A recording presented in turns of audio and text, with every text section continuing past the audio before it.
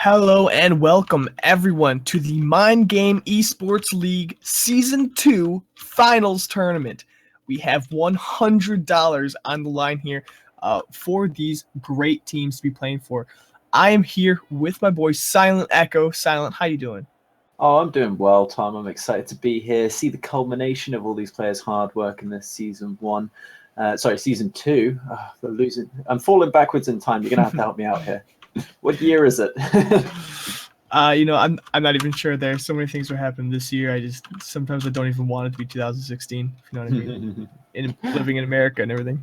Well, I mean, it's one of the things, right? But don't worry, it's nearly over. It's nearly 2017 now. Oh, so close, so close. Well, we actually have some great matches coming up soon. With such a big prize pool on the line, these players are going to be playing their minds out to get this kind of thing. So we have, for the first match, we have the Flying Baguettes versus Class on Grass. Now, Silent, do you know anything about these teams beforehand, and do you have any predictions coming into this match?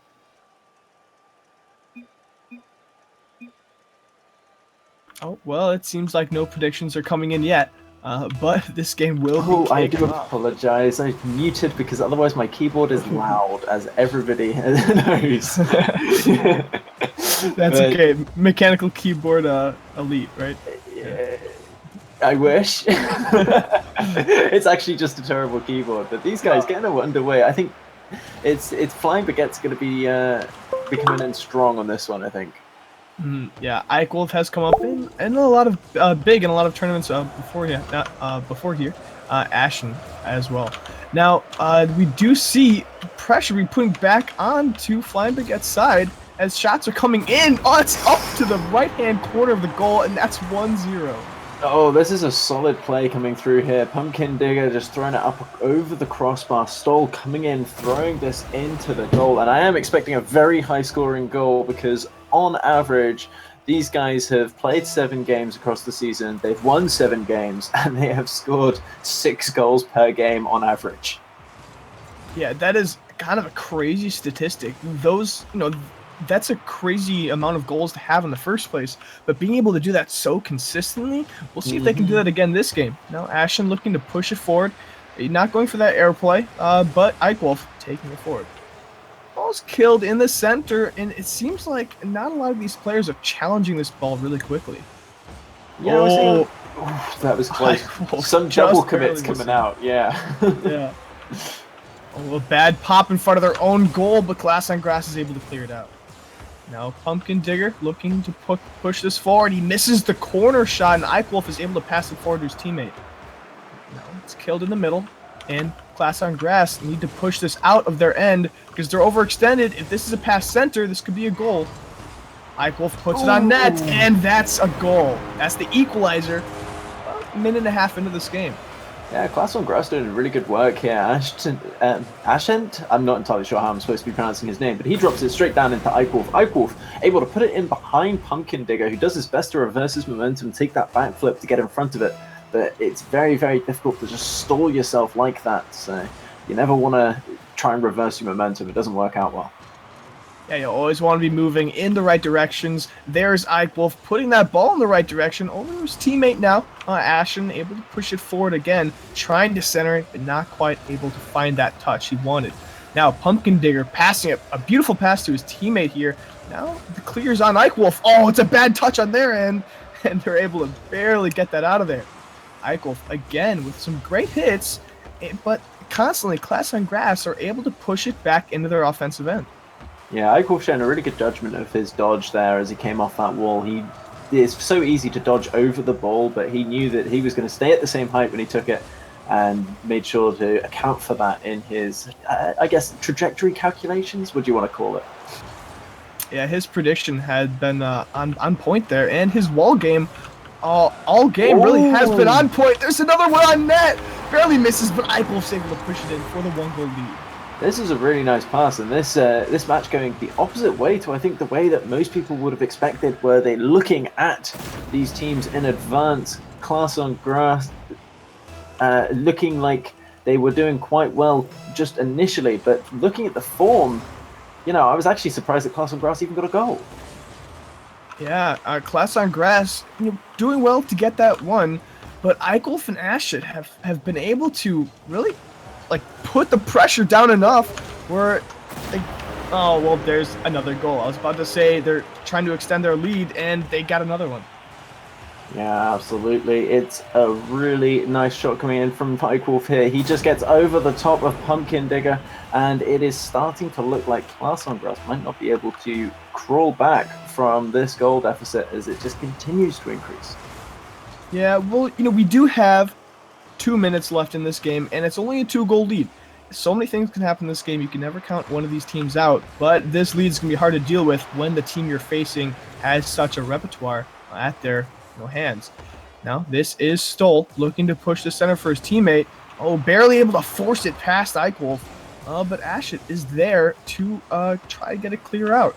Now, Pumpkin Digger and Class on Grass looks like they're kind of desperate to get that ball in their offensive end. Good challenge by Eichwolf to keep it under his control, but there's Pumpkin Digger to clear it out. Now it's Ashit to clear it. He gets it on the wall, and he's able to get it past them. He is. Now that's Eichwolf to try to pass it center back to Ashit, who's waiting. Now Stoll's able to clear it out. Man, these teams putting so much pressure onto Class on Grass. Flying Baguette's just not able to extend their lead enough, but it seems like it's going to be enough to have a solid lead in this game. Well, Flying Baguettes, we've talked already about their form across the season. It's so strong in terms of the number of goals they've been able to score. Looks like they're going to take another one just here. Stoll. Yeah, the long goal coming in, he just wasn't able to get back in time. That overextension barely not allowing him to get that save. Unfortunately, that is a 3-goal lead.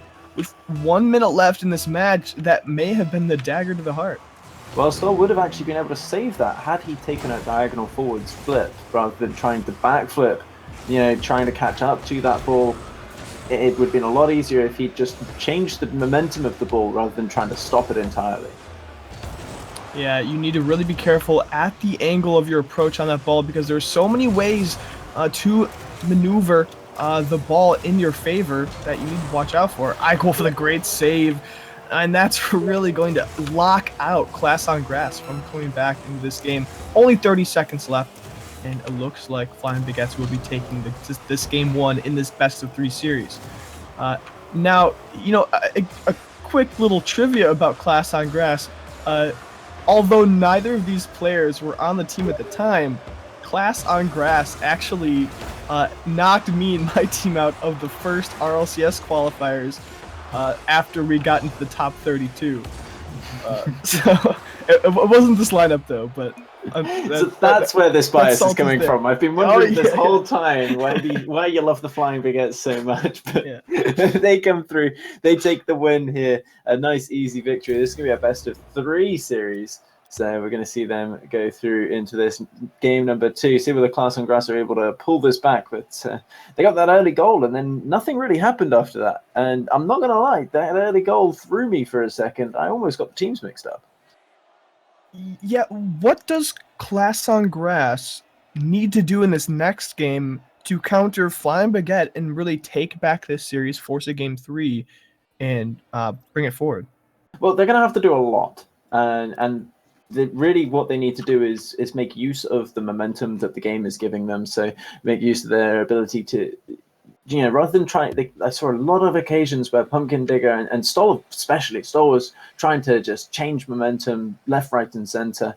And really what you want to do is you want to alter momentum and not necessarily change it. There's like a difference in degree there. You want to move the ball around, try and stay in possession. You don't want to be trying to stand still and stop things. Oh, another early goal. Yeah, that's one for Pumpkin Digger. They're able to get it over Ashen, who's backwards on the wall. What a horrible position from the be in. That was just unfortunate. You know, those kind of mistakes may allow Class on Grass to come ahead in this game. Well, that's certainly going to be a confidence booster for them. And certainly in the mentality game, that's going to be very important as they move through the rest of the series. Yeah, one early goal obviously doesn't mean the game, as we saw in the first match. Oh, look at this. An attempted air dribble by Pumpkin Digger kind of fakes out Ashen, but Eichel was able to clear it out to the corner. Pumpkin Digger tried to put on the pressure, but it gets dunked out back into his defensive end.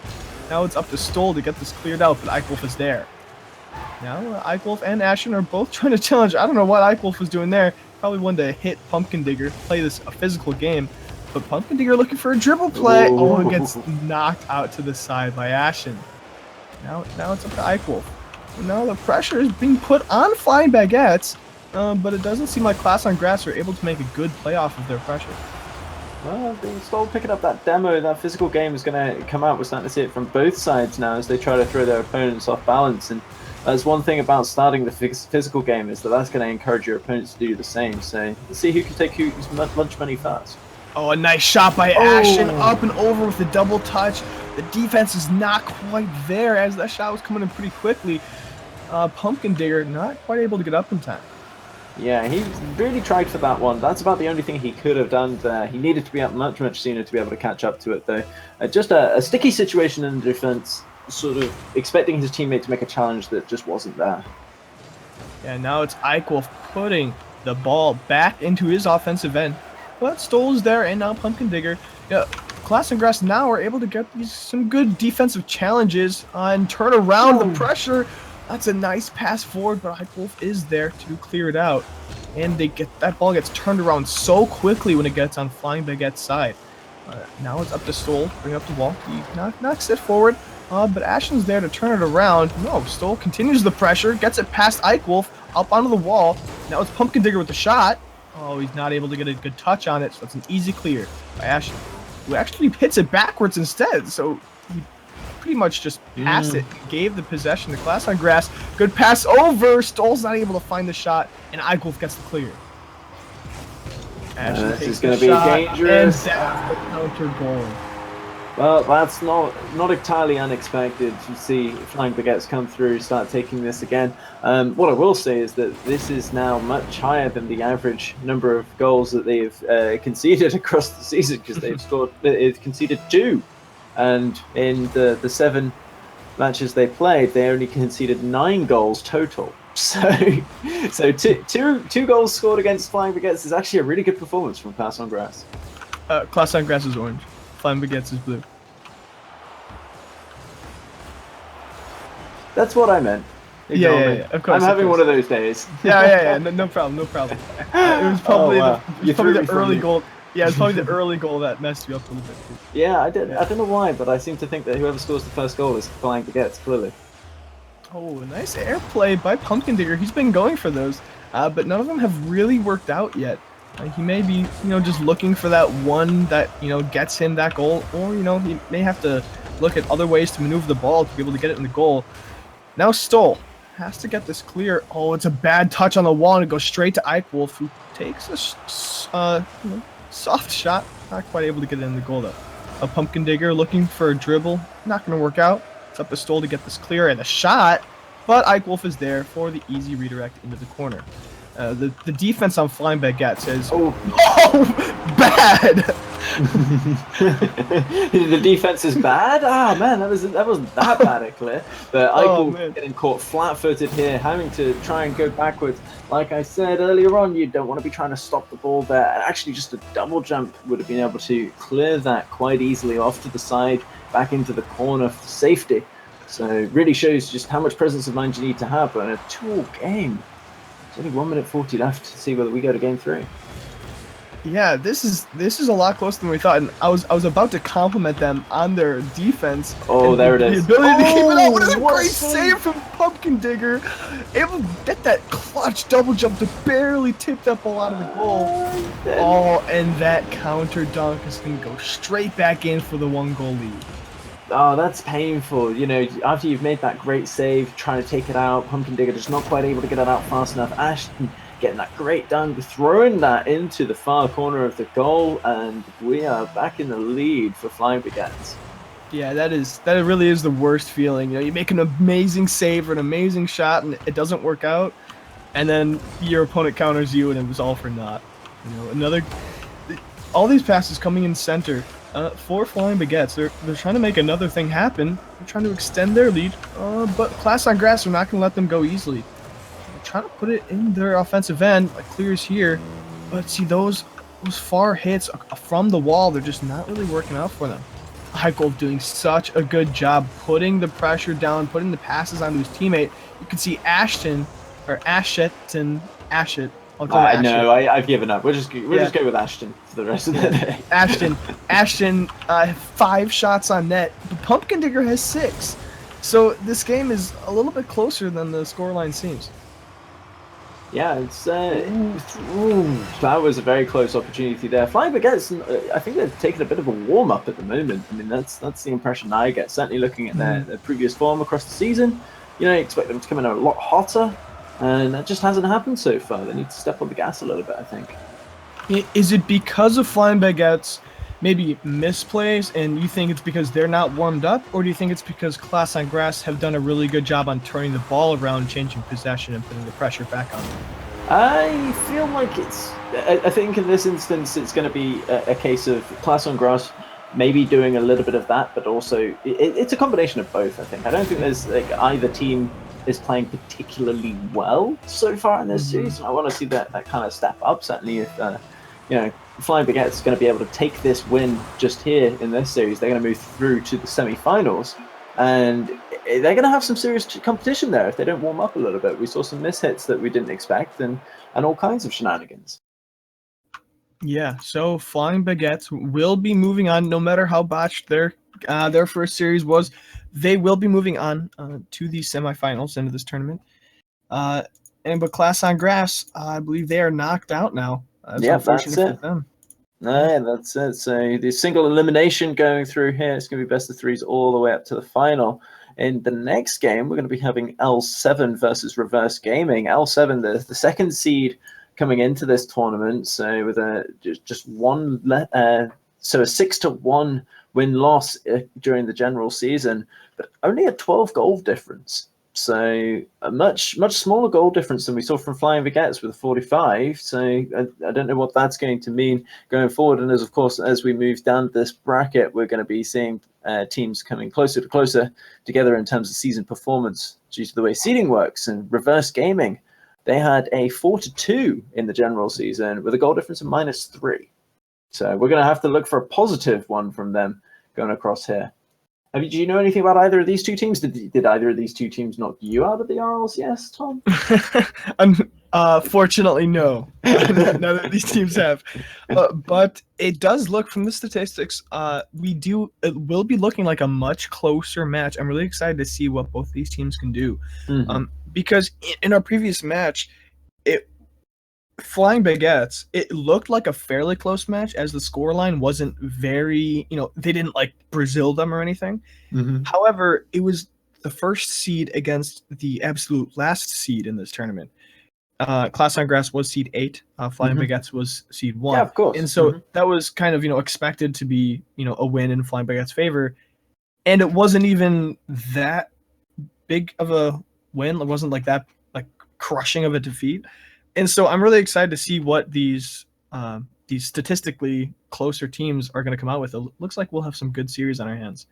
Yeah, absolutely. I think the Reverse Gaming, I'm just looking at the players involved in both of these teams. Reverse Gaming, Umbreon Dusk plus Thyzy, and L7 Teaser and plus Dad Stop, which is an interesting name. I'm sure there's a story behind that one. I'm just not sure if I want to hear it. Reverse Gaming, Umbreon Dusk, is he going to be able to challenge the other Pokemon player we have going around the Rocket League scene at the moment with Espeon? That's what I want to know. I want to see some strong aerial play and really bring that forward. That's a great question now. But we will see coming into our next series. But for now, we're going to go on to a break. But we will be back in just a few minutes with our next great series of this tournament.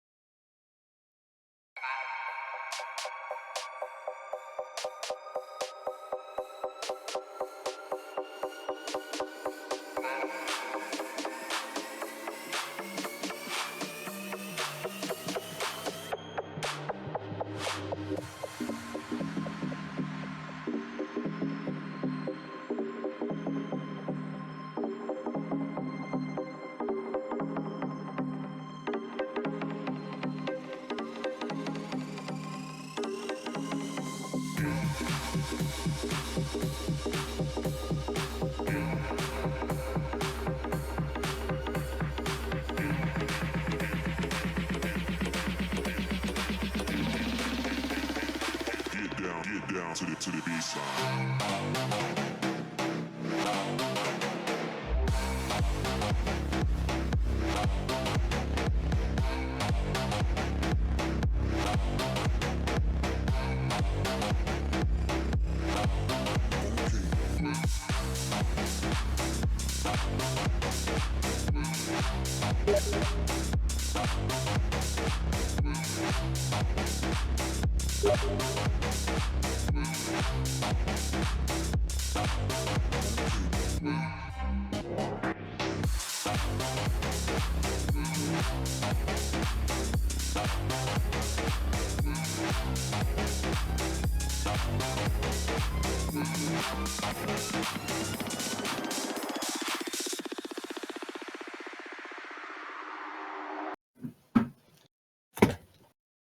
Hello, everyone, and welcome back to the MindGames Season 2 Finals. Now, we had a great first series coming out with Flying Baguettes taking the win, moving on to our semifinals. Now we have teams L7 versus Reverse Gaming. I'm here. I am Tom Kelly with my boy Silent Echo. Silent, how you doing coming into the second match? Well, I'm looking forward to it. It's going to be interesting to see what comes out from it. So obviously, we've just seen the extreme ends of the seeding go up against it, and what turned out to be a very close game, unexpectedly so. I think if you were to look at the statistics that I have in front of me, you would be very surprised at how that turned out. But L7 and Reverse Gaming looking much, much closer as we come into this, and I'm going to be very interested to see which team can come out on top. And well, I just want to get into it now. Yeah, this game should be a really close match, according to the statistics anyway. But you can never count the team out. You can never truly predict a game because once you try, the casters just get proven wrong by the game every time. Yeah, absolutely. Looking forward to this as we get into it. I mean, you say that we can't ever call it, but I'm just going to call it right now.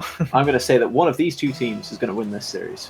Oh man, that is That's so hard to say. I mean, you can never know because the crossbar is the best goalie, so he may The whole MVP. dead stop! Already dead stop, putting it in the corner. Maybe this is just what everybody says to him when he's playing it. That's the story behind the name. What a lovely shot coming through from here. Just gets around the other side of it, and Thaisy gets caught out when he was going. Well, he was going in for boost on that one, so maybe should have stayed in goal. Yeah. Also, Umbreon Dusk not able to get that backflip save.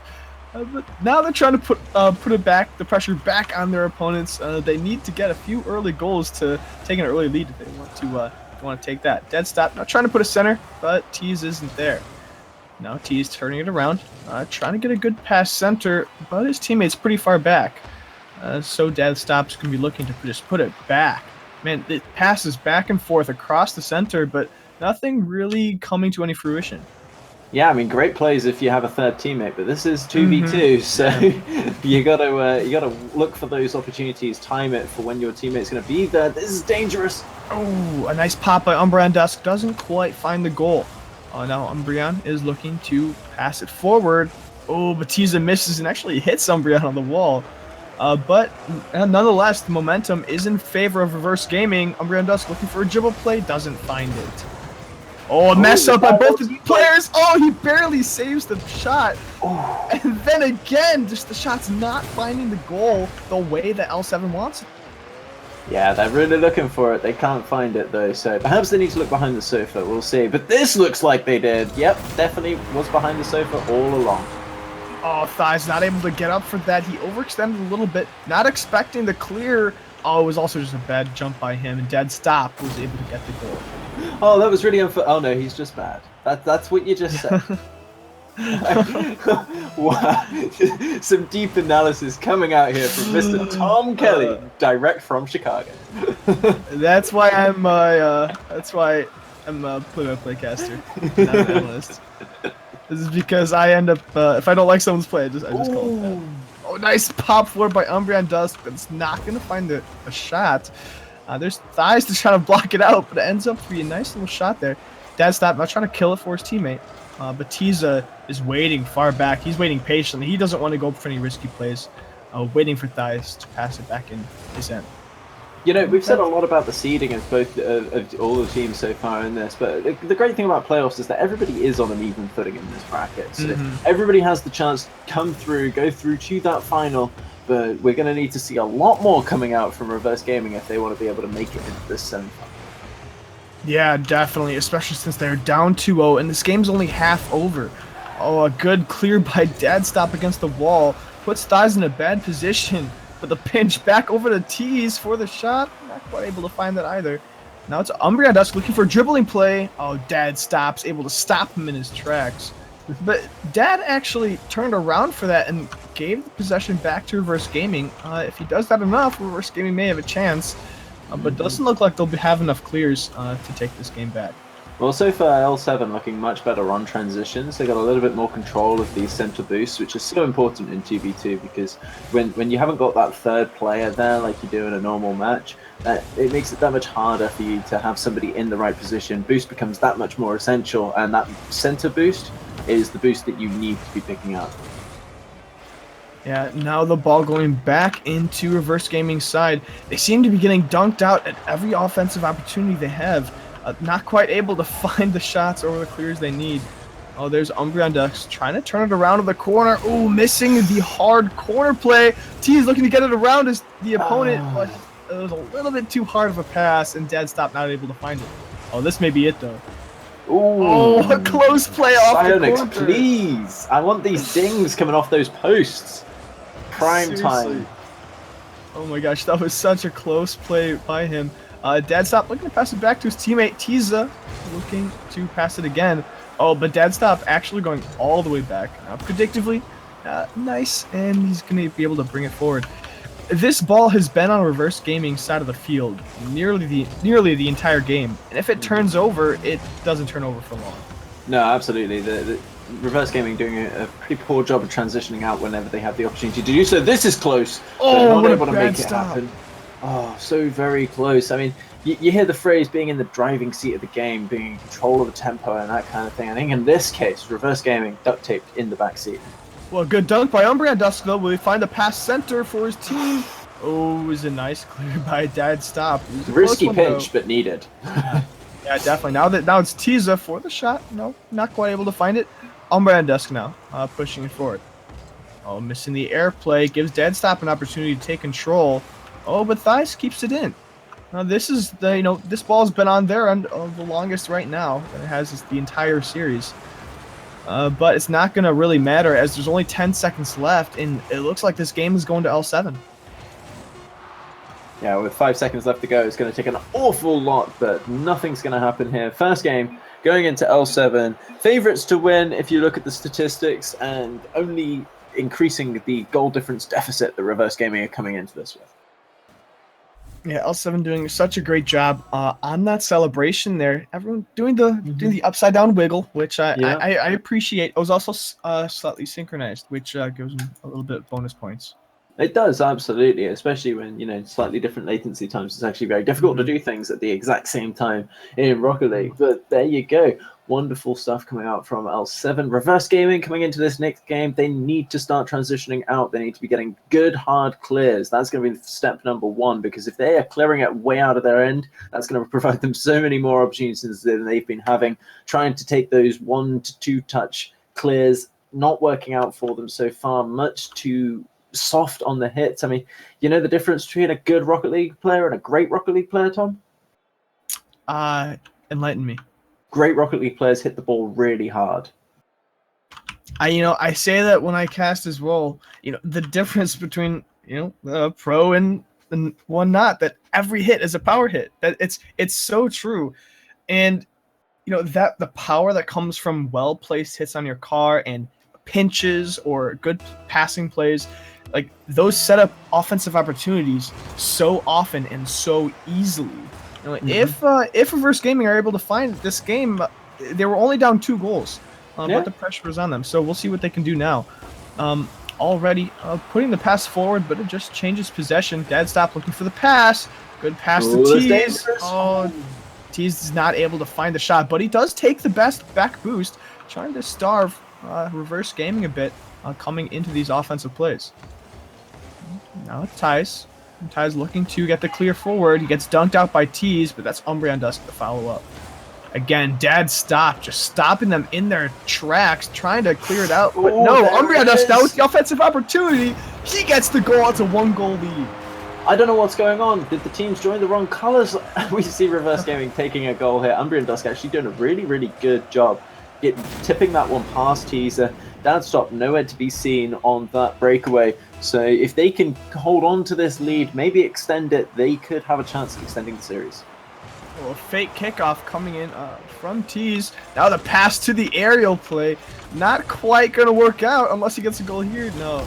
No. Oh, wait, it did work out. Tease able to get the dunk over the Reverse Gaming's defense. What happened there? So Dad Stop nearly gets that touch there, doesn't quite get it, and Faisy and Umbreon both went for the touch. Teaser was already up and over the top of both of them, so it was a case where too many people going for that one. It would have actually been better if Faisy had saved back on his line, would have made a much easier save than trying to meet that one halfway with the pressure already being applied by his teammate. Yeah, Tease now good pass over to Dad Stop. It was a little bit high, so Dad's going to turn around. Pick up some boost and challenge this ball again. Dad Stop has been critical in keeping the ball in Reverse Gaming's field, side of the field. Now Ty's not finding a good clear that he wants, kind of just tipping that ball and then spinning, flailing wildly in the air before landing. Dad Stop able to stop it out again, but that's a pass forward by Thighs, but Umbreon's just not there to follow up. It's so easy for L7, it looks like, to get the pressure back on the other side of the field as Reverse Gaming doesn't get the clears that they need. Now, good pass over to Dad Stop in the air. Dad Stop just missing that ball, unfortunately. It was a good passing play, but they weren't able to capitalize. Now, Dad Stop, it's up to him to get this clear back out in the corner. No doubt that he'll be able to get it. But it's a good pass to Tiza from Thizy. Now Tease, not challenging that ball right away. This ball just seems to be going back and forth across the midline like a game of ping pong. No, now Dad stopped pushing it forward to Tease, who gets a nice shot. He's able to roll it in the goal. What a great redirect and pass on the side of L7. Wow, this really took Umbreon just by surprise here. So he's coming back into the goal. He takes the power slide. He's too slow with that one. And power slides in the wrong direction as well to be able to cover that angle. So just a bit unfortunate from him on the defense, but a really nice shot. Just very smooth, very fast, straight into that corner. A strong kickoff from all 7 and a good pass. Oh, but Dead Stop is far away. T's not able to find the off and on. He was looking for it, but quite able to get it. Dead Stop now. I'm looking to stop this ball again. That same spot, Dead Stop has been able to kill the ball and turn and completely reverse this momentum. Yeah, that's been so key for the pressure on reverse gaming. Oh, bad touch. Back and thrown end. Oh, there it is. Umbreon Dust with a great shot over the defense of L7. So this is really unfortunate. Dad stopped trying to throw this up the wall so that he can follow it on, but Tease is sat there. It comes off his nose, and Umbreon's able to get underneath it, and Tease not up off the ground quick enough to be able to get underneath, got in front of that lift from Umbreon. So there we go. We're all tied up. 2 minutes left to go. There is 2 minutes left to go. That is Thighs looking to clear this out, and this equalized score is, so key to Reverse Gaming's hopes and dreams here. Losing 2-0 in the previous game, being equalized at this point in the game is huge for them. Now it's Tease going for the shot. Oh, just over the corner, and there's Dad Stop to follow up. Beautiful play by both those players, and that gives them a 1-point lead. So it's one of those moments here where it's just, oh, well, you will score a goal, then you score a goal, then we'll score a goal, then you score a goal, and then we'll score a goal. So it's just goals going back and forth as each team tries to stay out in front and coming into this game. And remember, best of 3, single elimination. This is the last chance for Reverse Gaming to be able to stay in this series. L7 looking for this win. Yeah, L7 definitely looking for this defensive play. They're not able to find it though. Thighs. Oh, Thighs wasn't able to get up just in time. That's another goal for L7. That's a 2-goal lead. Only a minute and a half into this match. Can Reverse Gaming bring this back? Well, they can, but it's going to be a lot of work for them, and they're going to have to be much more solid at the back. So they can't be losing the ball in those midfield challenges, which is, as you pointed out earlier on, a favourite of Dad Stop, and Tease has not been doing terribly on them either. So midfield being the key area in this particular game. Oh, that's not healthy. Yeah, that looks like a nail in the coffin. Although, remember, we can never count the team out, and if Reverse Gaming are able to get it past that midfield point, follow up on their clears well, then they can, they can turn this around. They have the time, but it's so unlikely here because the pressure that Tease and Dead Stop have been able to put on Reverse Gaming's side of the field. Yeah, absolutely. I mean, 2v2, it's easy to maintain pressure because it is fairly easy for one person to just constantly be in 2 people's faces. They need to start getting some wide rotations, get separated from one another, and oh, what a stop! Dead Stop doing such a good job off of the wall there. It looked like he had missed his opportunity, but he ended up getting a good one there. Dead Stop looking for the angle, not able to find it. This could be an opportunity. He's able to stop it out again, completely shutting down the push forward by Umbreon does. Now Dead Stop and Umbreon on the wall. Both the blue side were on the wall though. It's a good pass center. Umbreon Dust just isn't able to get there in time to put the shot on net. But they're trying to apply the pressure to bring this game around. This is 25 seconds left into this match, and that is a 3-goal lead in favor of L7. It looks like they're going to take this game and this series. Well, Reverse Gaming, they only need to score a goal every 5 seconds. Oh, never mind. They need to score a goal every 3.5 seconds in order to be able to stay in this one. Yeah, that's just too difficult. If your opponent goes up for a kickoff at each time, then it looks like you're not going to be able to take this win. Well, it's really a case of, you have to play your percentages here. And straight away, that's not going to Oh my gosh, wait, they can do this! The dream is alive! I'm so surprised that bounced in. It took them 2 seconds to score that goal. If they do that 3 times in a row, now they could bring this back. Anybody can do it. Anybody can do it. It's anybody's game right here. And that's actually a really close opportunity. Wait, here's another one. The And dream there it alive! is. Can you believe that this might happen again? Oh my gosh. I mean, it's still a goal every 3.5 seconds. They are maintaining the rate that I said they needed to in order to be able to win. Man, I'm not a fan of either of these teams, but I just want this to happen so bad. Oh, it doesn't look and like that's it. it. It's all over. There's no way that they can score 2 goals in that time. That was so very, very close.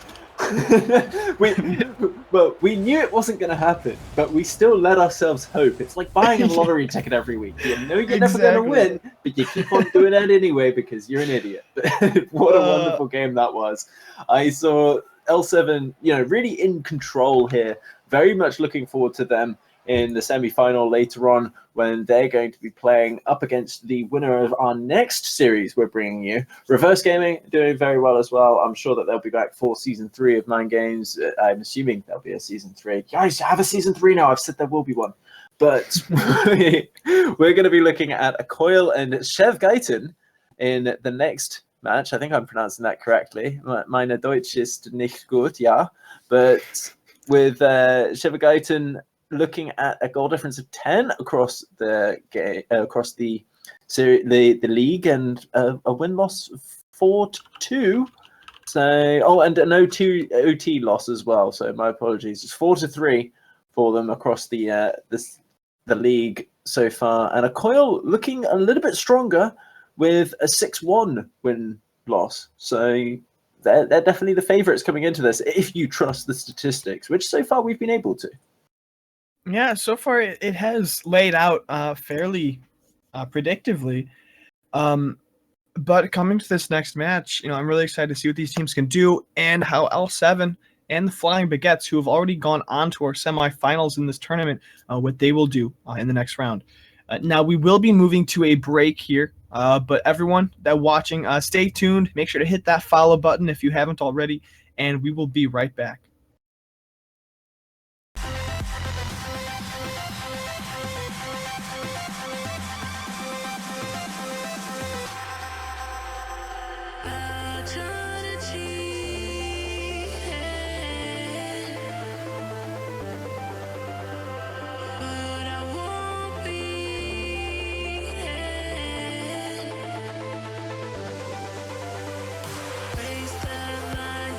Take your time.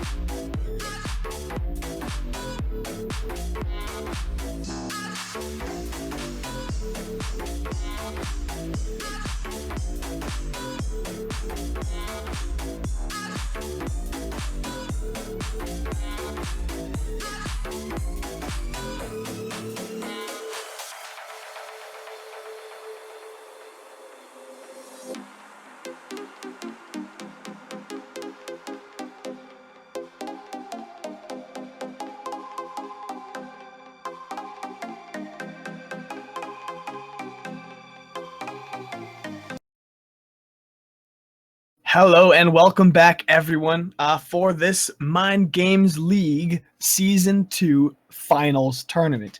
We have $100 on the line here for these teams. We have had our first 2 series so far. We have 2 teams in the semifinals. I am Tom Kelly with my co-caster, Silent Echo. Silent, how are you today? Well, I mean, I'm boggled, okay? I'm mind-boggled. I'm flummoxed. I am confused. You're telling me that we are currently watching the 8 best teams from the second season of the MindGames League?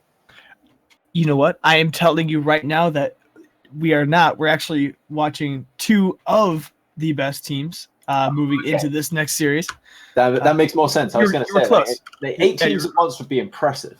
Yeah, honestly, oh damn, that would actually be really sick. That is what Octagon was made for, right? I mean, I know, like a skull really on each side of the wall, I've like been Hungry meaning to Hippo, you know?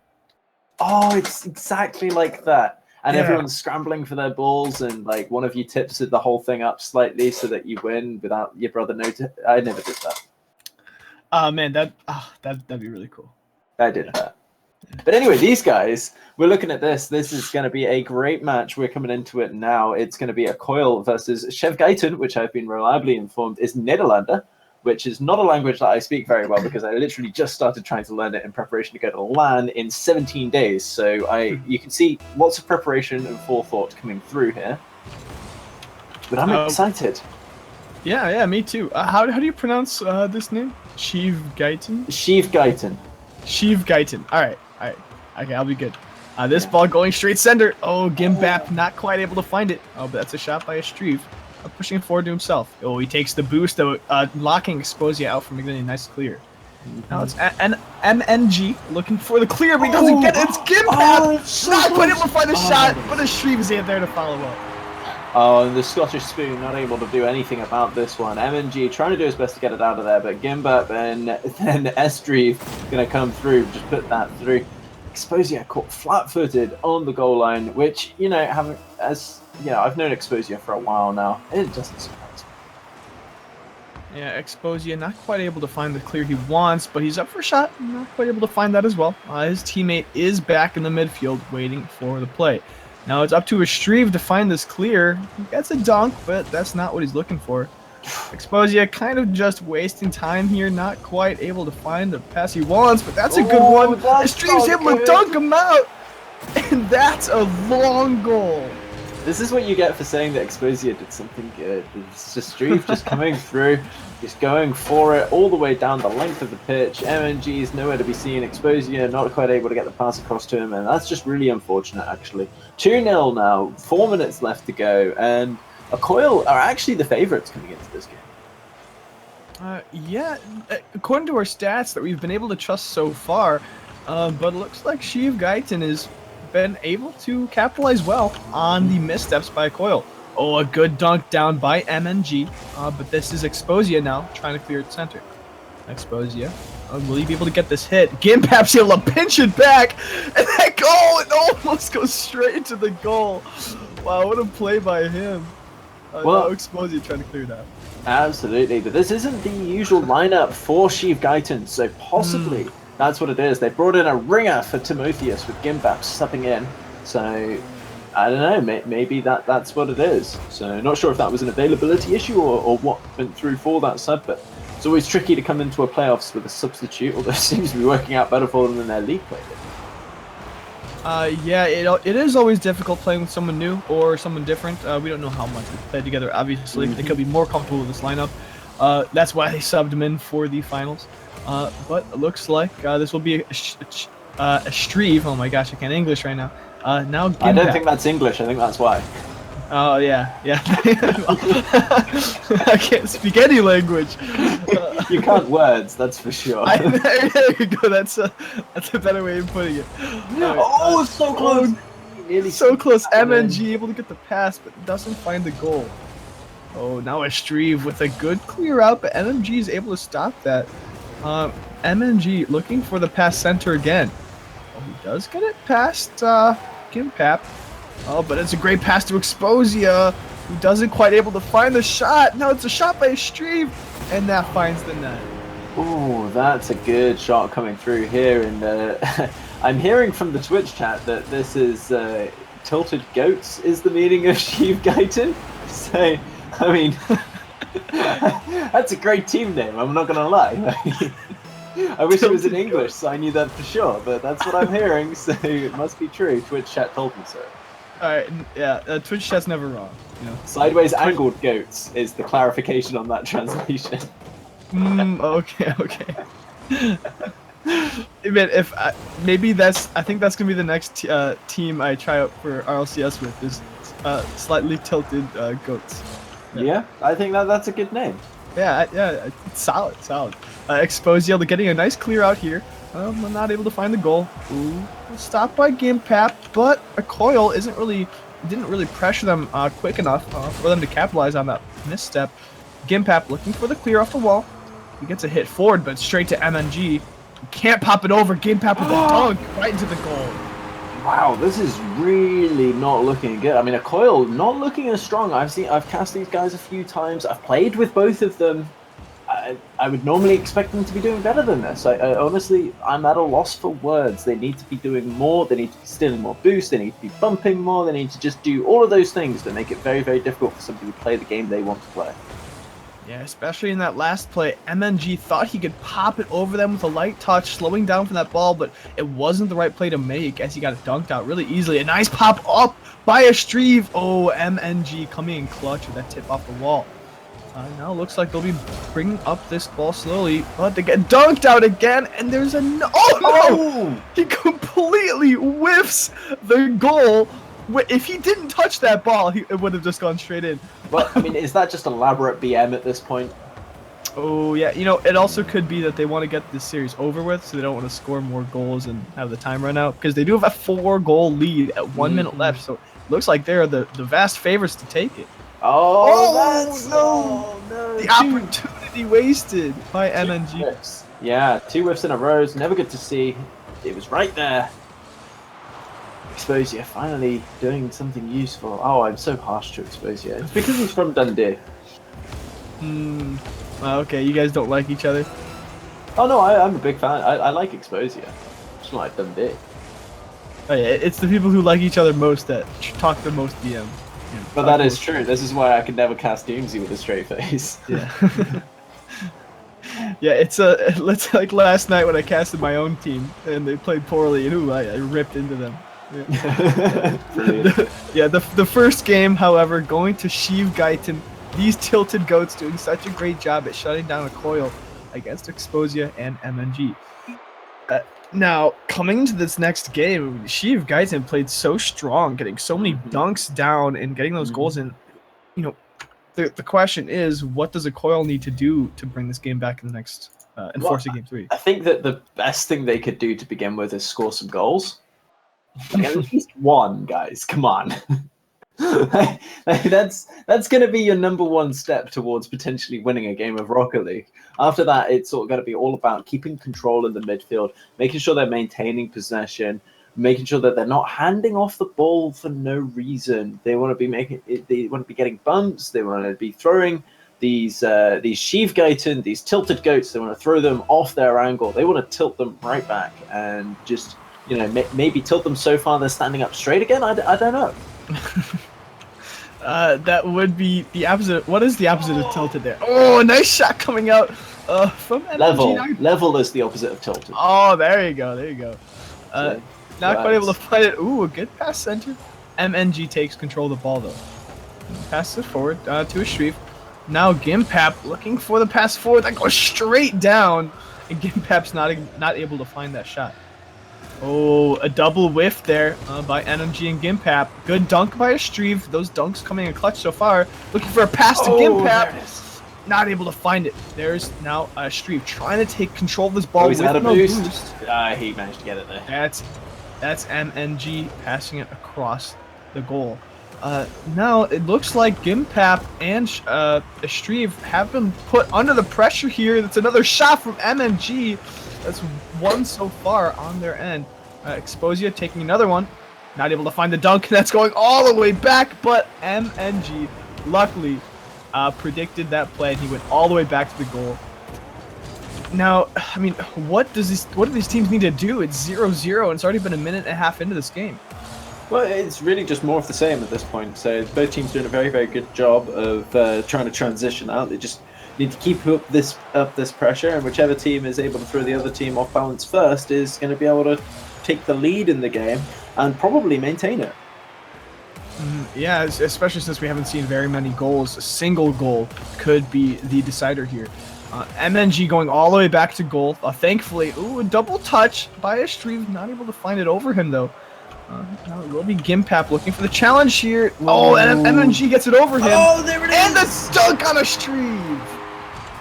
Doing a really wonderful job of reading the defender here. Gets a great touch past Gimpap. Able to see that a Streve is going to make it there before him and jump accordingly, so that when he takes his side roll, it's right into the path of the ball on its way out of the box. Taking an easy goal, to be honest with you. He made it look easy, but certainly difficult in practice.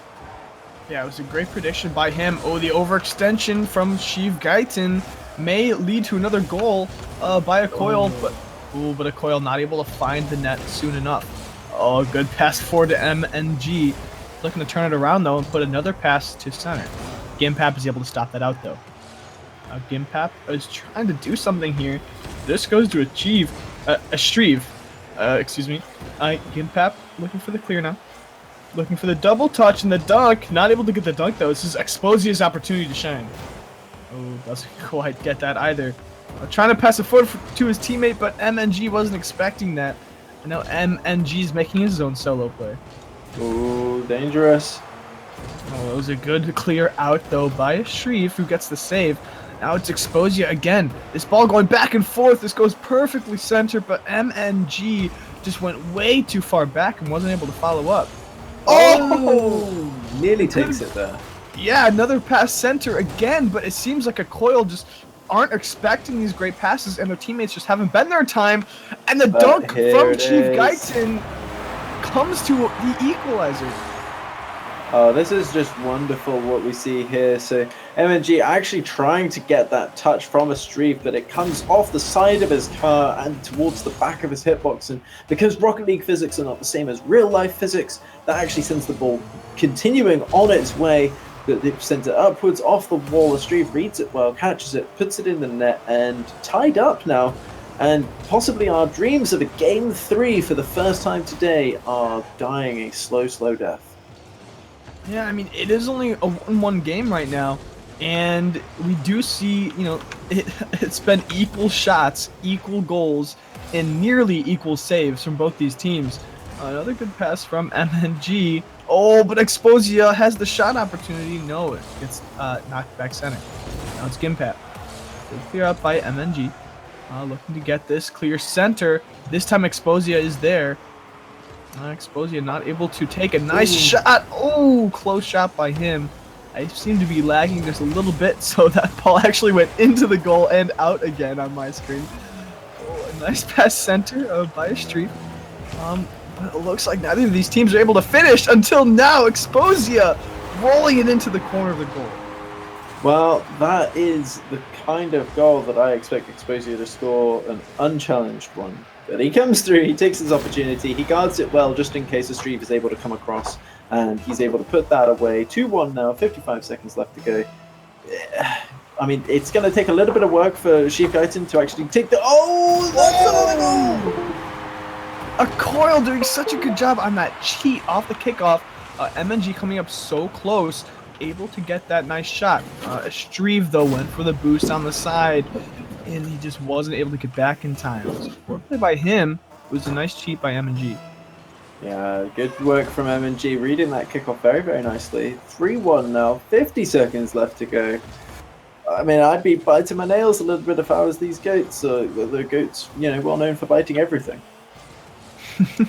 Yeah, these tilted goats look like they have gotten a little bit tilted this game. Going down 3-1 after the commanding game previously. Yeah, a 3-goal lead with only 30 seconds left. You have to, at this point, you have to say it's going to be near impossible for Chief Guyton to turn this back around. Well, a Coil here definitely being the trolls under the bridge for these particular goats, as they're going to take this game number 2. I should think. I never want to say anything with certainty when I'm watching Rocket League, though. Oh yeah, you know the caster's curse is a real thing. It's nothing to be messed with, you know, because it will take you by storm. Just like we had actually the previous game. We almost had that comeback. MNG getting a nice clear out. But that looks like it will be it. Oh, the own goal! Nice, the pass center by a Street.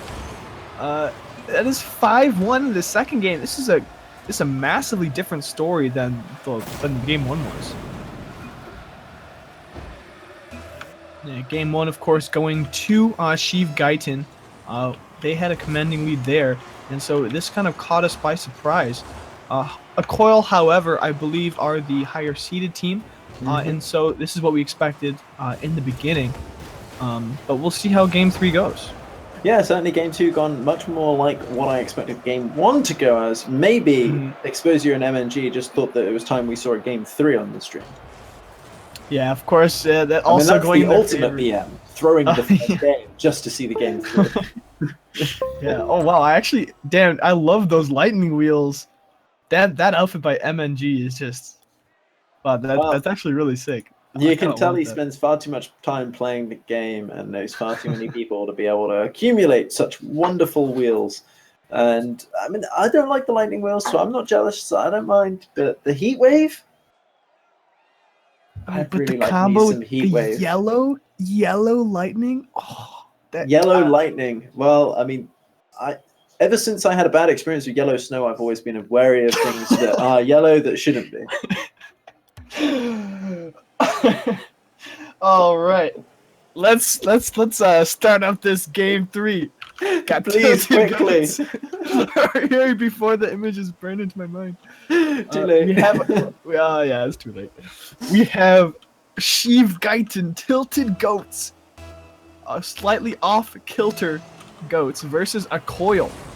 Well, I don't know what that name's supposed to mean, but now it is exposed. I'm pretty sure the Acoil name came out because they couldn't have a second team called Sidestep in the RLCS qualifiers for Season 2. Oh, really? So they just made up a name.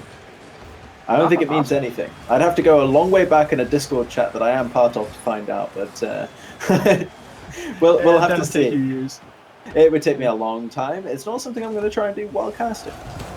Yeah, Exposia able to get a good dunk out, looking for a pass. Doesn't get the hit, but that's a nice opportunity from MNG to bring this up again.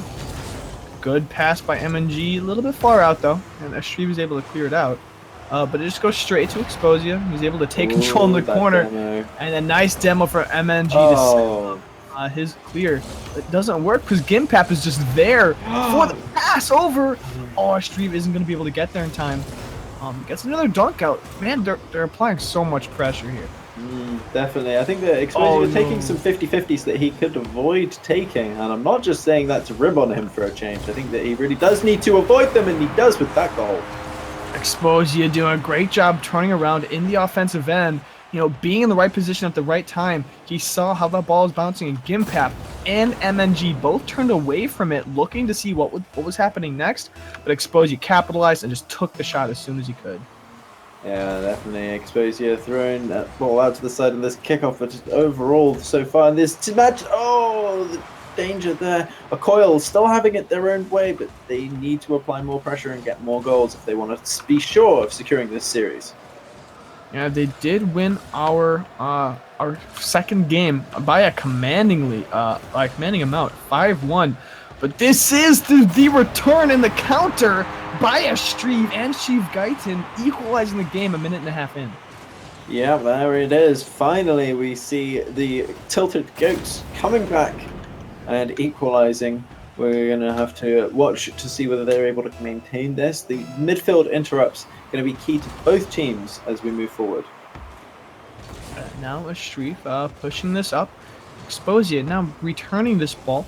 Not getting the midfield boost, but it doesn't matter. He puts the ball on net. It is a good clear up by Gimpap. But it's up to MNG to make this play here. He ends up landing inside the goal as Exposia passes it back forward. Gimpap now a bad tip forward. This is an own goal by Gimpap to a Streeve. What a great passing play into their own goal. Yeah, there it goes. Gimpap dropping it down. Streeve trying to put that off his own post. Not able to do so, and actually puts it in his own goal. So it looks like it is a 4v0 situation. Yeah, if only they could do that on their opponent's net, they'd be in a much better position in this game. MNG with an opportunity here. The goal is fairly open. Oh, not able to get it off the crossbar. Now this is a Streeve to clear this out. That was about as close as it possibly could be. But again, Psionics, where are my dings? Oh, close dunk by a Streeve. Doesn't quite find the goal. Now it's MNG with the pinch on Exposia. Pressing this forward and the shot by NMG on the rebound. And this one's just looking beautiful as it comes through. A nice touch coming out. Nice team play from Acoil. Strong backboard pass. Able to get some distance away from the goal. Take a good angle. Beat out the defense. And now with 2 minutes 36 left to go, you have to wonder whether these Guyton will be able to straighten themselves out in time. They have an opportunity here to turn this around. MNG going for an air dribble play. Which means he's fully committing to that, so a good counter is the way to go. A Streeve, now Gimpap looking for the aerial shot. Nice pass though, but MNG is looking to get that good clear out. Now a Streeve just back and forth, trying to turn this ball around into their favor. Is Gimpap now. Good center to a Streeve. No one else is there, looks for the shot. Oh, but he was too slow, and MNG got the counter attack and the goal. That is a 4-1 2-1 lead. 2 minutes left. There we go. We're seeing the chat come out there. Astrive making his unhappiness at this occurrence felt, and really, I mean, there's very little left to say. I just between these two teams, it's been close, and then it's been not so close, and we're in the not so close portion of the day. So let's see whether we can come back to close before the end of this game. Yeah, now what happened last game, and what allowed Shiv Gaiten to, to win so commandingly? Or I'm sorry, in the first game. If I have that correct. Well, in the first game, we saw MNG and Exposure just not really bringing anything to fruition. Their midfield interrupts were terrible, and they weren't controlling boost, and just generally it wasn't looking too good for the two of them. In this game, we've seen them come out much more evenly, and we're seeing them as we would expect. I mean, just to give you a bit of background, last time these two teams met, it was 7-0 to Akoil in that game. Oh, wow. So you can see that it was a real... Sorry. No, it wasn't. It was 4-3. I was looking at the wrong thing. So it was a very close game last time these guys met, and that makes my point invalid. Well, it looks like that close matchup has really shown itself here. Although none of these games have been complete shutouts, it's the beginnings of a comeback by Astrive. A great pass from Gambit. Yeah, I'm getting some flack in the chat for my wonderful analysis here. It's been close and then not so close, but we're coming back into the close area now, just so that we're all aware that 4-2 is closer than 4-1. Yeah, like I was just saying before, none of these games have been. Oh my gosh, the Never return. mind, this game has. I'm not allowed to finish a thought because these. Well, that's these because shots... your thought is wrong. Clearly, the Exposure wants to make sure you know. Well, Exposure with a nice shot and capitalization off of the kickoff return back center. That's a 3-goal lead. I mean, 43 seconds left. It's gonna be so hard now for Shiv Gaiten to bring this back. It's going to be difficult, but then we nearly saw it in the last game. We said, there's no way these guys can bring it back, and they scored 2 goals in 7 seconds. So, these guys only need to score a goal every 22 seconds. That's not...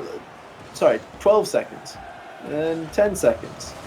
And if MNG could do something with it, nope, it's still just the 2 goals that they need the 3 goals that they need to score. Oh, goodness me, this is just all over the place today. And I think that in this instance, we're going to see Akoil move forward through to the semi-final. And I clearly need a cup of tea. Gimpap getting that nice little consolation goal. They need 2. So if they get a kickoff goal, they can make a 0-second play happen. We'll see what happens, though. It's very unlikely, but this kickoff is vital for them if they want to stay in this. Oh, Astrive cheated on the wrong side, and that looks like that will be the win.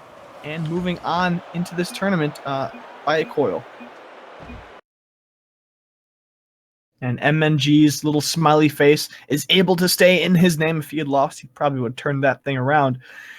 But again, Akoil doing a really good job with these 2 games. The series was fairly close, even though none of these games were really very, very close score line wise. In the end, it was the first game 3 that we've seen. I honestly thought you were going to say, in the end, it doesn't even matter. And I was thinking, how can the scoreline not matter? But clearly, the scoreline is everything here. And Akoil able to take this win. They're going to be able to go through to the semi-final. And now I'm going to have an awful lot of fun because I have to cast Born Wolf. That is a guy that I know very, very well. You know him too. We're going to be looking at Mimi Teamy featuring Born Wolf. And instead of Kingfisher, we have Wizard subbing. And they're going to be going up against the team of Whiff City, which is Captain HB and Lavish. So that's going to be a very interesting one. These guys, just to give you a little bit of a background on this, it doesn't look like they have actually played each other during the league. At least if they have, I can't see it anywhere. So we'll have to see how that goes when they come through into this series that we have for you after this break.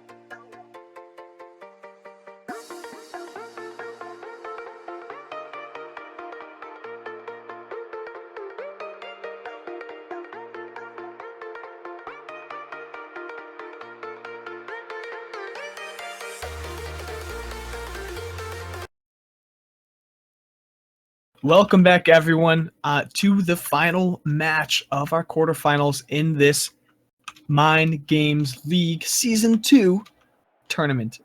We have, for our next game, we have Whiff City versus Mimi Teamy. Now, Silent Echo, what predictions do you have coming into this match?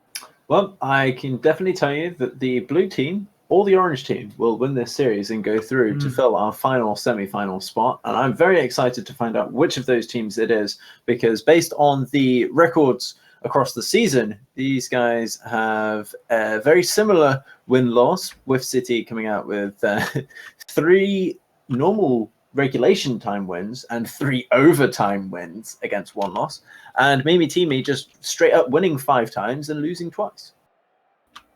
You know, Whiff City, I have to say that Whiff City, if they live up to their name, they should maybe, maybe it's all part of their plan, right? They whiff, they make their opponents whiff because they mind game them, and then they end up fouling up for the score.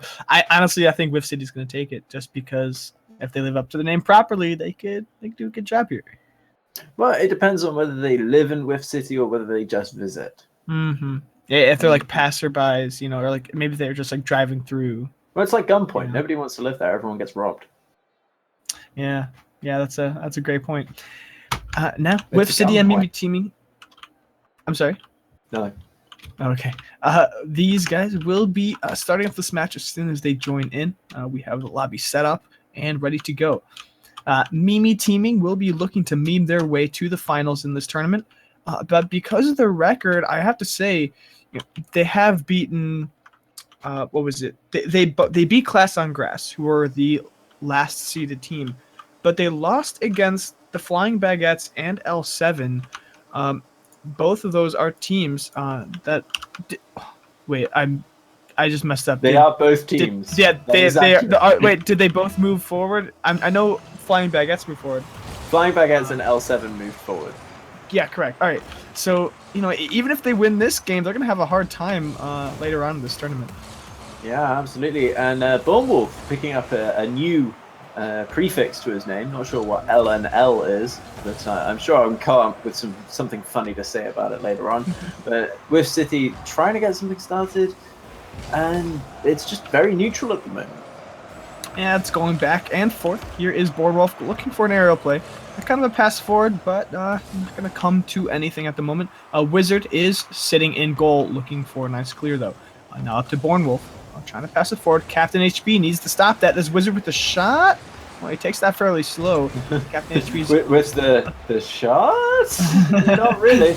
It looks like he just loses that one. But Wizard, as everybody knows, our favourite Dutch guy with a Scottish accent. There is Wizard with the clear now, looking to get it past his opponents. He somehow keeps control of the ball, and he passes it forward, knocking it off of his opponent. Not quite able to find the goal, unfortunately. This is Captain HB with not a good clear, straight to Wizard. That's a Gets good a shot. nice shot. What a lovely pass coming out from Bonewolf here. Just nice little roller. Captain HB trying to clear it out and gets a great touch, but Wizard reading it really early, nice and early, up in that air, gets up and over the ball, to send it back down into what he clearly thinks is its home. Ooh, a good win by Lavish, and that's going to be the putback into the goal off the rebound. Great kickoff goal by them. Yeah, I mean, I'd call it a quick off, and I'd be right, because it was quick and it was from a kickoff. It was a nice play by them, and that's the equalizer coming into this match. This ball has been fairly neutral here. Mimi Teaming having a lot of pressure early on in the previous play, but that kickoff goal is going to do a lot for Whiff City. Now Lavish trying to push this forward. Oh, barely gets it past Wizard, but Wizard's able to turn it around. Wizard now going for an aerial pass. Bournewolf is center, waiting for the play. He's going to go up for a tip over into the corner, just trying to keep it in the offensive end, not letting Whiff City get an opportunity to bring it back around. Wizard now pushing it forward, now to Bournewolf. And this is a good pass over. Wizard can't find it because Captain HB gets a good tip. They can't just put it in the goal. The defense is there. I think the chat has gotten a little bit confused with all this back and forth and lack of goals being scored. They seem to think that this is actually Quidditch, and they're cheering for Hufflepuff. Well, you know, I mean, you have people flying around. You got balls flying around. I know, And, but Hufflepuff play in yellow and black, and neither of these teams is in either of those colors. No, that is true. That is true. I don't think we have any cars that are yellow and black either. No, I mean we've got green, which could be Gryffindor. Wait, Gryffindor, green. What? No, Slytherin. When's the last time you read Harry Potter? Yeah, Oh my gosh. dude, last time I Uncultured read swine. I read all of those books on the day they came out. Before that day was over, every single one, apart from the first one, which I read 2 months before it came out in the UK. So don't give me that. I didn't get triggered there. All right, now Bournemouth with the nice clear Moving up. on. Wizard with the pass forward. Bournemouth, no, he gets the double touch off the wall in the wrong direction. Bournemouth's not able to follow up. This is Wizard looking to turn this around, challenging the midfield. what a Nice pass. tip by Lavish to Captain with a beautiful passing play. Called it. It was a good pass. Look at this coming out here. We see Lavish just getting that nice little flick up. Wizard overcommitting like the impetuous soul that he is. And then we see Captain HB just putting that into the back of the goal. A good play by them, and that's a 1-goal lead. There's only 2 minutes left in this match, so that could be key here unless Bournemouth finishes. No, he's not able to. Wizard, good stop in the midfield. Looking to pass this forward and make an offensive play. Oh no, but he misfires. And now here's Bournemouth trying to center up again. It's a nice tip up, but it is Lavish who's going to clear it out. Straight to Wizard though, who's going to turn this around, but Lavish has the opportunity. Great save by Bournemouth. He's going to bring this up the field now. It's his ball. Well, it's very hard for Bournemouth to miss the ball when his camera is so close to his car that it's pretty much all he can see. Is it real? Actually, let me see. I look at It's like inside the exhaust. I mean, Oh, the Batmobile's that's so long, low. so, that does exaggerate the effect somewhat, but that is like a 220, 240 camera distance. I think mine's set at 280. That's a good round number. Mine's at 280 right now. Yeah. We can be camera distance buddies. Oh, camera distance buddies. The best kind of The best kind, yeah. Oh, good pass forward by Captain HB. Not quite able to find the good pass, though. Bournemouth now with the shot. Ooh, pass forward. Oh, And that's going to be equalizer. 45 seconds left. This is probably one of the closest matches we've had. Well, you know what's crazy about 45 seconds? It's only 3/4 of a minute, and that is not very much time at all for them to be equalizing. So we'll have to see which team can slip a goal in, or whether we're going to go to our first overtime of this series. Yeah, that's probably the craziest fact I've heard all day. Yeah, well, with City do like their overtimes. Remember, half their wins came in overtimes during the that's regular true. league. And they Maybe, didn't times. Oh, the close pass across by Captain. The pinch, though, not the kind of pass you want when it's an open goal. You want those light touches that can secure your team's victory. Now Wizard with the pass forward. He's trying to take a shot here, but he's just passing it to himself. A good tip center. Bournemouth isn't there, though. Bournemouth went back for boost. Gives Lavish an opportunity. Bournemouth the shot. Oh, good save by Captain HB. Now Wizard popping it up. This could be dangerous. Down to Wizard again. He needs to turn this around if they want to take this. It is up in the air. Oh, there it Pass it is. forward. Oh, and this looks like it will be it. Oh, this is unless it dangerous. doesn't. Oh, yeah. That was ballsy. Trying to carry it from there, like, that can go wrong in so many ways. But I guess that he just knew that the Mimi Teamy were not going to have what it took to dunk it. Yeah. At that time of the game, especially if it's in your end, if it's in your opponent's end, yeah, okay, try to keep it up, trying to throw it in their goal. But if it's in your end, you just want to spike it down. Nice offensive, Nice use of a opportunity. volleyball term there. I like it. Volleyball term. I'm unfamiliar with the term I just used. Spike. Spike. All right, there you go. Bournemouth looking to push this forward. Nah, doesn't get the hit he wants. Wizard, though, missing the ball. He's not the one on Whiff City. I don't know what he's trying to, incorporate into his play. But Wizard trying to bring it up again. Not able to find the aerial double touch. But it's Bournemouth now with the clear. Oh, good touch on the ground, but it gives it to Lavish. It's dunked out by Wizard. This ball just going back and forth until now when it gets a good center by Bournemouth. Oh, it's so close. Wizard just isn't there close enough to follow up. If he was, he probably Really, would've- that should have been a shot. Let's be honest. I mean, it was a selfless move to try and go for a pass, but also a foolish one in a 2v2 situation, because if your teammate was diving on that, that's going to leave you both out of position if there's a clear. Aerial play by Wizard. Nice clear out by Lavish. It's gonna kill to the side. Back to Wizard by Borneo. This ball now, we are a minute and 25 seconds into overtime, and this ball just been going back and forth. Well, statistically, it's unlikely for anybody to score for another 30 seconds, and there's a 20-second window where they're likely to score, and then we go all the way to a 4 to 5 minute overtime. So we'll have to see what happens. Yeah, those 5-minute overtime games are deadly to the Well, they're guests. twice the length of a normal game. Yeah. Oh no, more probably because of I'm not even okay. Never mind. Wizard looking to kill us into the corner. Oh, this is an opportunity by Lavish though. He gets the shot and that's it. 2 minutes in overtime. I told you at 1 minute 30 that there was a 30-second scoring window coming up, and they took advantage of it. And once again, with City proving that they are very, very good at scoring during overtime. In fact, it's one of their favorite things to do. Like, how can that be a strat? Like, okay, we'll make sure the game is close enough to go to overtime, and then we'll take it back from under their noses. Like, Well, some it's people like the riskiest score well under strat. pressure. You know, it's like how positioning a guillotine above your desk when you have a deadline at work. Oh yeah, or like if you don't write a paper in school until the night before, and then you can actually write it in like an hour.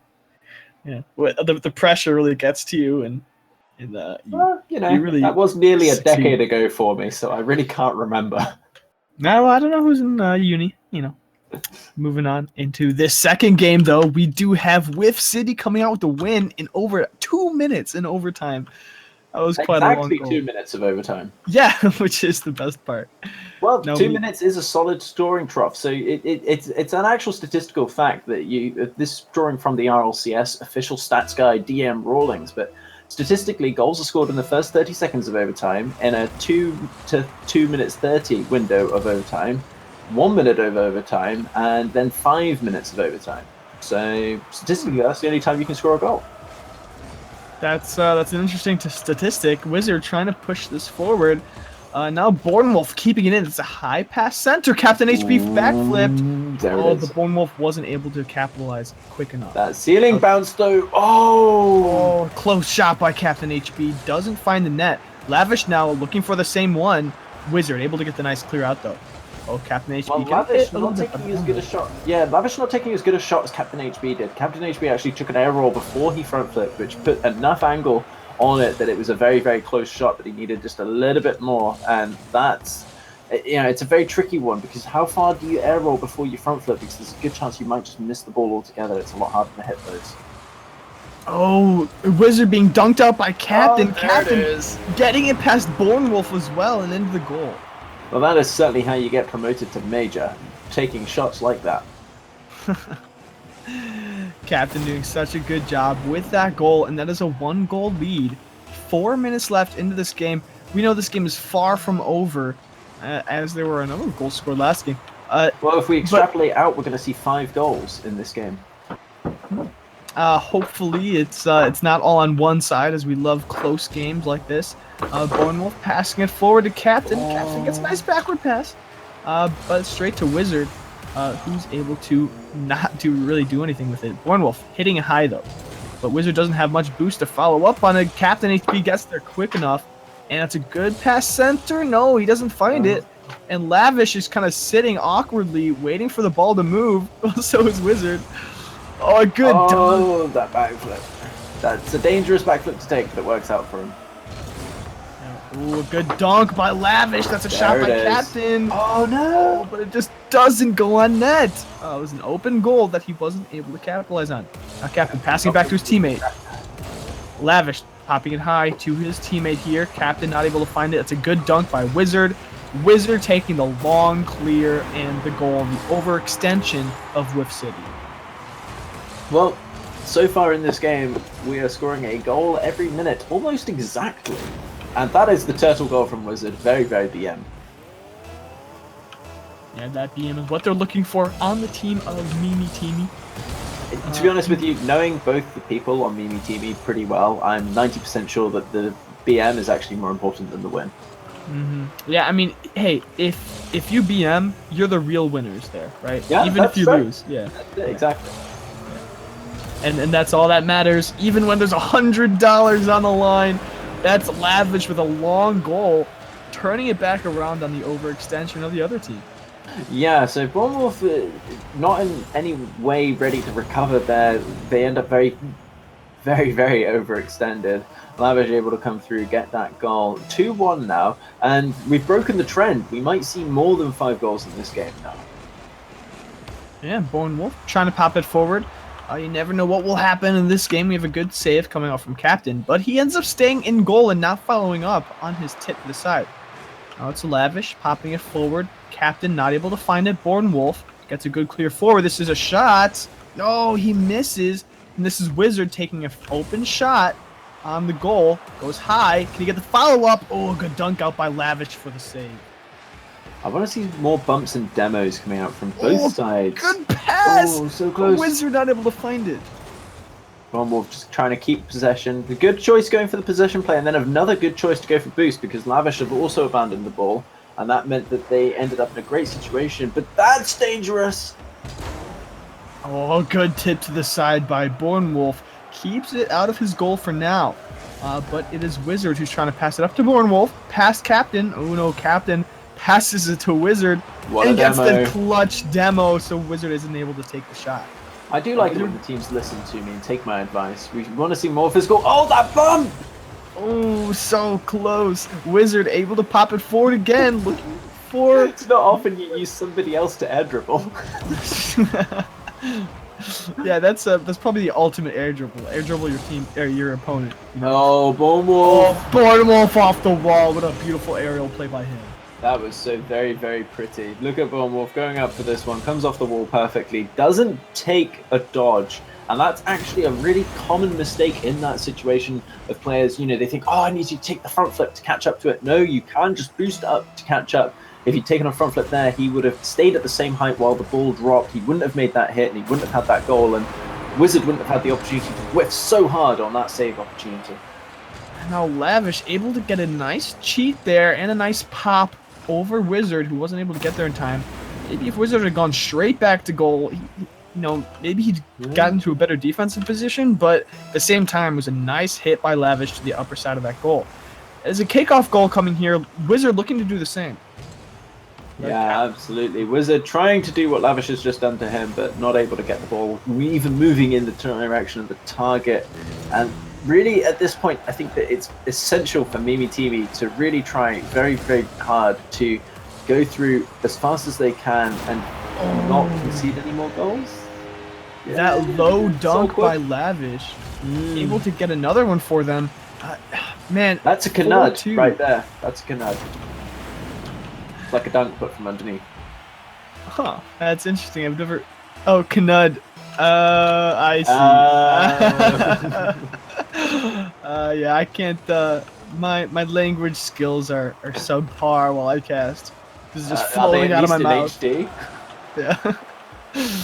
Lavish looking to bring this forward, gets dunked out by Bournemouth. Bournemouth taking the boost, but getting demoed for it, sacrificing his life for that play. That was close. That was a dangerous play coming through. Very dangerous by Captain HB. Clearing it across your goal line is not the same making. Wizard missing the clear.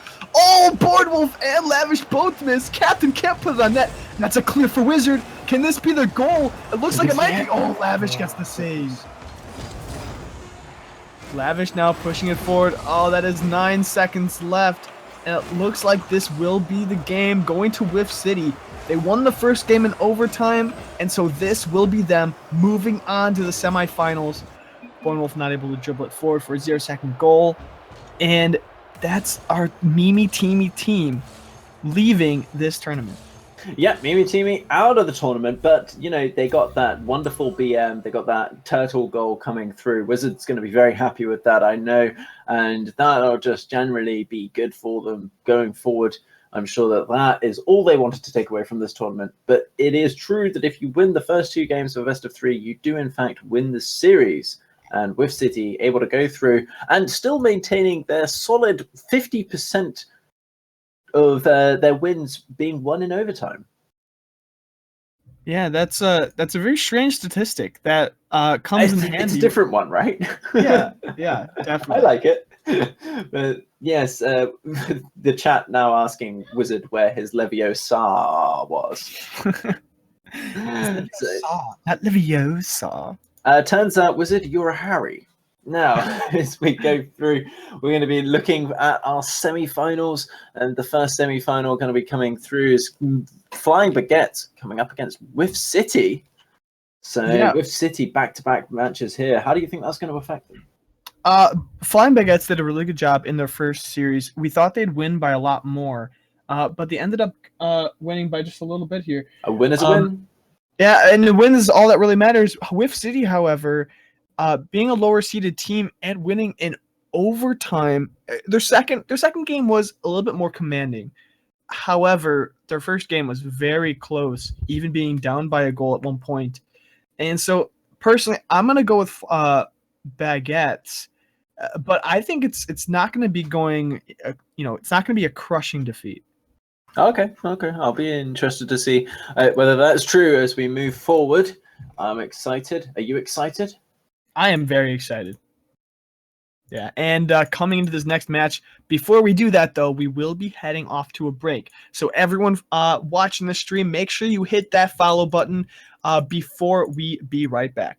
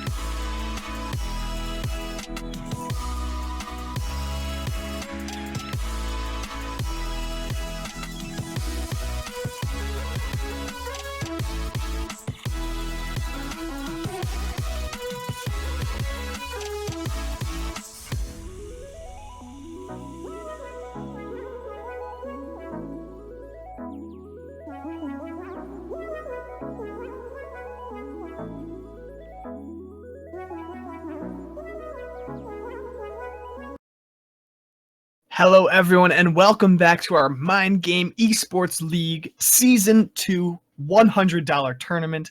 That's a mouthful, and we're looking to go into our semifinal matches now.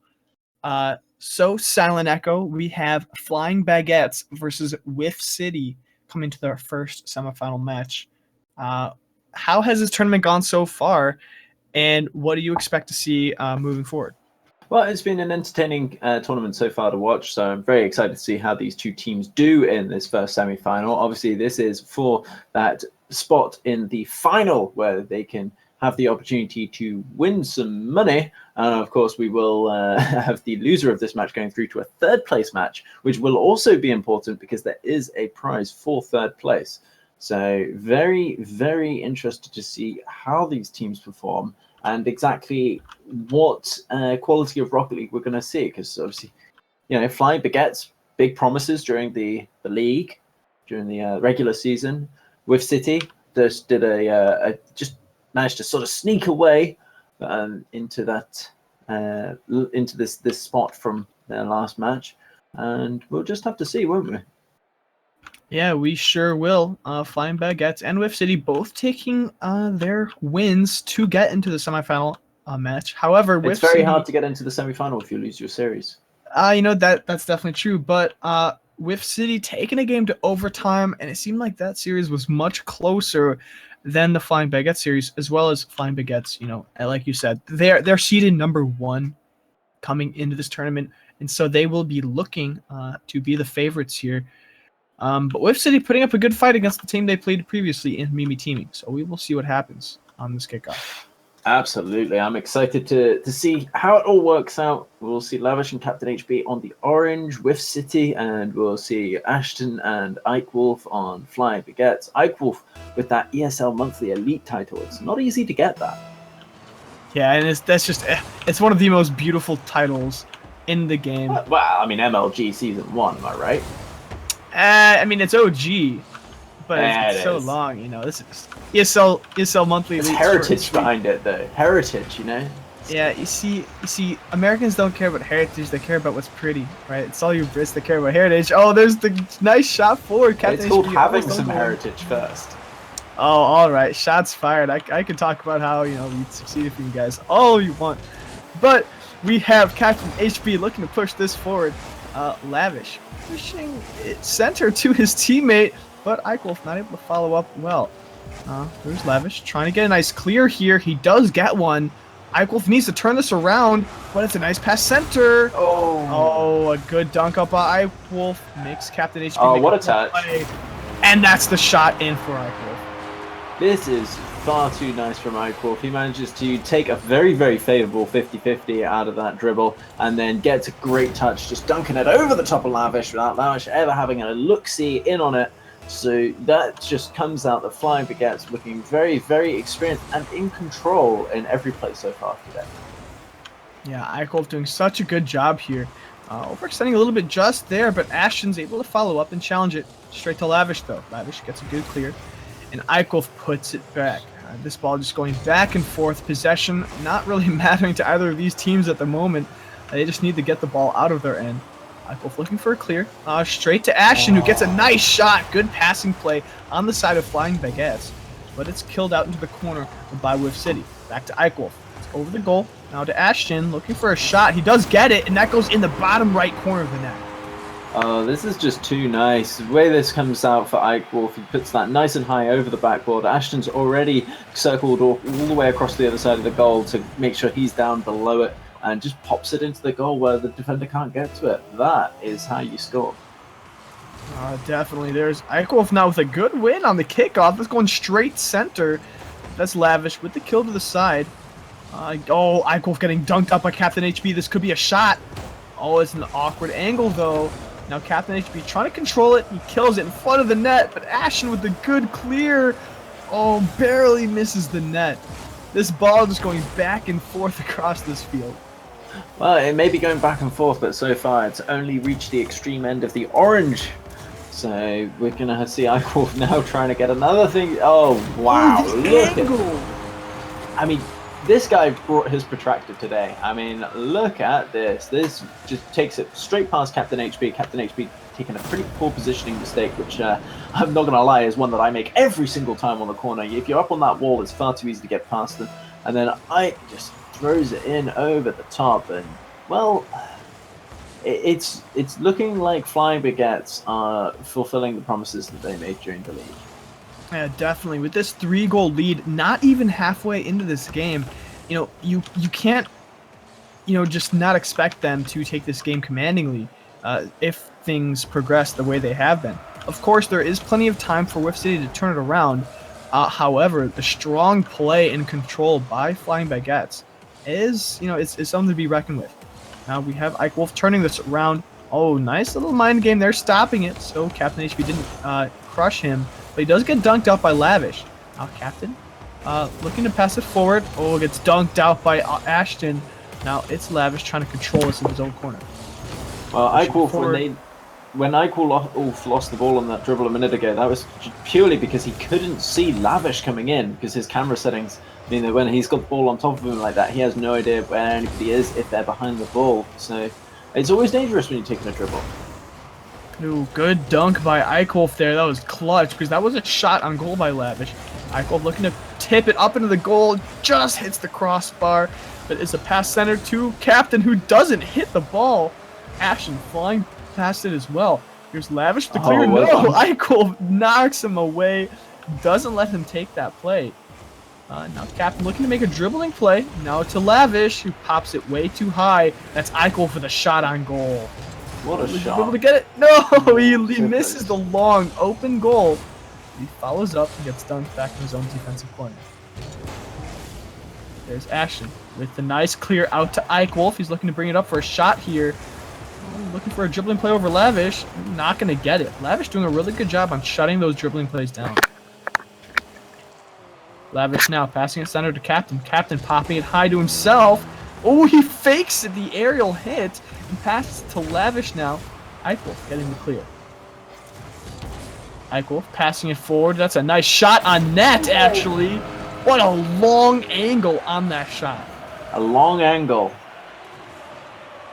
A long angle. It's a long shot and a nice angle. Okay, now that makes sense. There you go. There it is. Yeah, there you go. You can lay angles of wide, but long, not so much. I mean, if it's obtuse, I mean, hey, that's technically long is a. You know what? Fine. If you laid the numbers out, they would create a long line. You know what? I'm just gonna give up now because give it up. Because I'm American, I know how to give up when I'm losing. But you Brits never know when to quit, even when you're being judged. Oh my gosh! Oh, there's Lavish pushing it forward. Sorry, Vietnam's calling. All right. This is okay. I'm Ashton's pushing it forward now. But this is a 4-goal lead, and they absolutely crushed Whiff City. Whiff City not being able to open up their offensive opportunities. They only have 2 shots on net in this whole game compared to the 8 on the side of Flying Baguettes. So, I mean, it really spells doom for Whiff City. Oh, can't even get the consolation. That's going to hurt them mentality-wise coming through into the next game. It's just, oh dear. I mean, don't you feel sad for Whiff City? I mean, if their name is Whiff City for a reason, then I mean, what can you say, right? Well, I mean, I could say that it's a good reason. I mean, it's clearly accurate for starters from what I just saw. Well, we actually saw maybe not as many whiffs, but a lot of good midfield challenges by Lavish, specifically shutting down a lot of dribbling plays by Eichwolf. But the passes coming out from Flying Baguettes has been on point. Their passing plays, coming into the early stages of that game, really coming out in what's the word I'm looking for? Turning into goals. All right. Although there's only 1 official assist on the board, there was a few long goals that Eichwolf had as well. Flying Baguettes just doing a lot of really good team play. 8 shots to 2 shots. Yeah. The team with 8 shots won. I don't think anybody would be surprised. Yeah, Flying Baguette's having the upper hand coming into this next match as well. We have people spamming the chat for some reason. Well, it's all about those lulls. Yeah, exactly. I mean, Now- you've got to give them Oh time. my gosh. What a needs to- clear out. Now Lavish trying to kill this. Oh, that's a good pass center. Captain Oh, good gets clear the as touch. well. Very nice. Now Lavish looking to push this forward. Eichwolf pushing it back into the corner, just putting on the pressure so early on. There's Captain passing a center, goes straight to Ashton though. Lavish kills it against the wall, but Eichwolf is there so quickly to follow up, and that's a pass center. Oh, a shot! What an angle, forcing the own goal out of Lavish. Or sorry, Captain. Eichwolf doing a really good job here. Just catches that and somehow angles it onto the inside of Captain. Captain just did not expect that whatsoever. And there it is. That is how you Jedi mind trick your opponents into scoring for you. And that is also how you miss a dribble. Oh my gosh, so many people missing balls here. Eichwolf, not able to get the tip. That's Captain HB pulling out the first goal of this series for Whiff City. What a lovely pinch from Lavish and off the back of Captain HB there, just using him to tee up that pass off the backboard. Captain HB running forward, finishing it very quickly. It's all tied up. It's 4:22, and I am excited to see how this plays out. This is 1-1. Ashton completely whiffing that ball. He's on the wrong team. Lavish capitalizing well. Not whiffing, however, and getting that nice goal.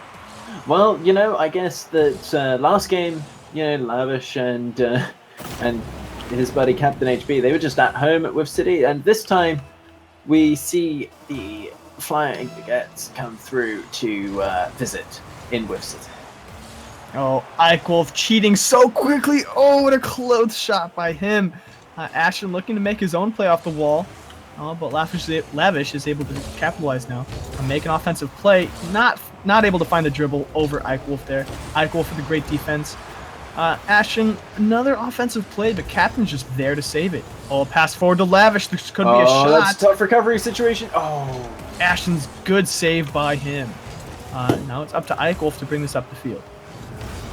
He gets dunked out by Captain. Ashton in a bad spot to turn this around. Captain dunks it past him as well. His teammates center. Oh, but they're not able to find the shot they want. Lavish had like an open goal, but it was in a bad spot and he couldn't find it.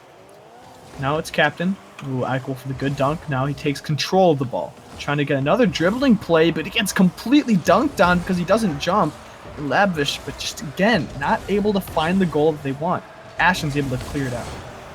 Oh, what a close play by him and a good tip by Lavish now. Captain with the dunk. This could be another opportunity for him. Flying Baguettes need to get back soon. Eichwolf has an easy opportunity to take control of the ball again, and that's really been the story of this game. The ball just going in Flying Baguette's end, but Flying Baguette's able to take control of the ball and clear it back out. Now, that is Captain HB with the shot on net. Ooh. Ashton with a good save to Eichwolf. Eichwolf with a shot going down. Oh, good clear up for Captain HB, though. He has another opportunity here to pass. Lavish is center. Oh, Lavish. Lavish needs to take the shot. Neither of them ended up doing that, though. It's a bad angle on both their ends. Ashton with a good dunk over. Doesn't find the net again. Eichwolf and Ashton are down one goal halfway through into this match. Oh, but there you go. There's the equalizer right when I mention it. And Well done. I mean, I think that if I was with City, I'd be suing you there for cursing my game. That is a lovely situation, though, to be in. That dunk on the wall, setting up that goal beautifully. And now we see it all tied up. And just when we thought that we might see a Game 3 for the first time for both these teams, it looks like Flying Baguettes are going to try and snatch that away. Actually, we did see Game 3 from Whiff City. That was actually how they were able to pull away in their game. That's actually a strat they have. That was the first Game 3 we had was Whiff City. That's their strategy whenever they win in overtimes. Yeah, it was overtime, and then they won Game 2. Yeah, but you said this is the first first Game 3 of these teams. Anyway, statistics aside, this is Captain HB controlling the. You're thinking of controlling Series the ball. 3, not Series 4. I'm I am 90% sure, but I could be okay. wrong. I Alright. will claim I'm to be confused wrong, now. for But the all time being. statistics We'll all aside, be confused. Oh, yeah, well, I mean, Nev actually bring this forward. there it is. Nice shot on net. Oh, it's off the corner, but there's Eichwolf to follow up for the easy goal. Oh dear, what is this now? Looks like game 3 could be just a dream. Oh, well, just a dream with City. Wolf actually doing a really nice job there, and Captain HB and Lavish just having a little personal moment in the back of the goal. Sitting on top of each other, miscommunication on who's going for kickoff. It looks like it could all be coming apart on the With City side. Oh, Captain with a backflip. Oh, gives Ash an opportunity, but he misses the goal.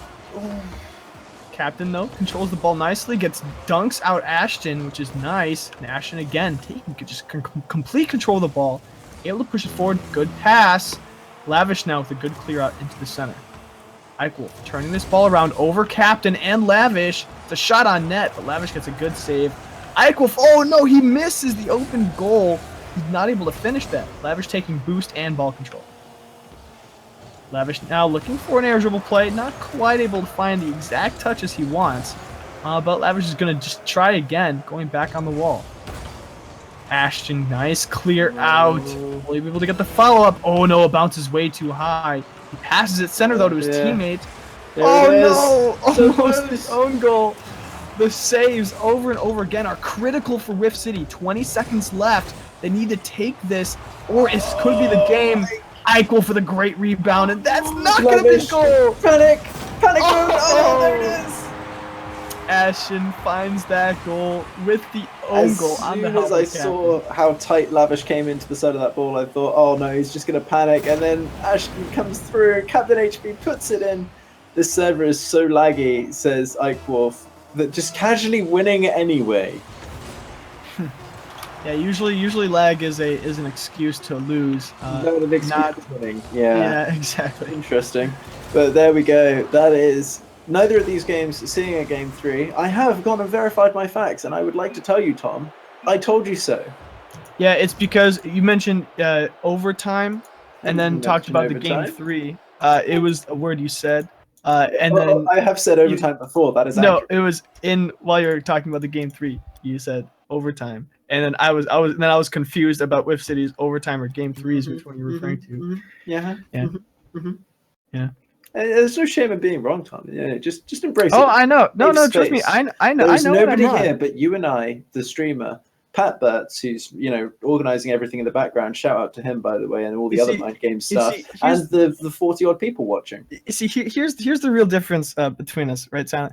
Is that when I'm wrong, right, I can say, oh yeah, I made a mistake, right? But when you're right, you have to be right all the time, which is there's nothing wrong with that, right? But it's I know it's okay to be wrong. Well, but we you should say be that I'm pushing for all it. right, and I always have to be right, but I am in fact left-handed. All right, British humor is not going to be hitting me today. We'll be moving on That's to fair. our next series, Dear. our next L7 and a semifinal. coil. I'm excited. We'll see some M&G action. Yeah, this Yeah, should see be a this team should be a that- good game. Yeah, we'll finally see a team that has actually seen a game 3. Yeah. Mhm. Yeah. Moving forward into this tournament, though, we will be taking a short break, looking for our second semifinals match. This is the second to last match of our entire. Well, actually, no, that's wrong. It's our third to last match of our whole series. Oh my goodness, Tom! third place. You just don't know where you are. Or All right, what's we're coming going to a or break. anything. Bye. Everyone watching, make sure to hit that follow button before you move on to our break with us. We will see you guys soon.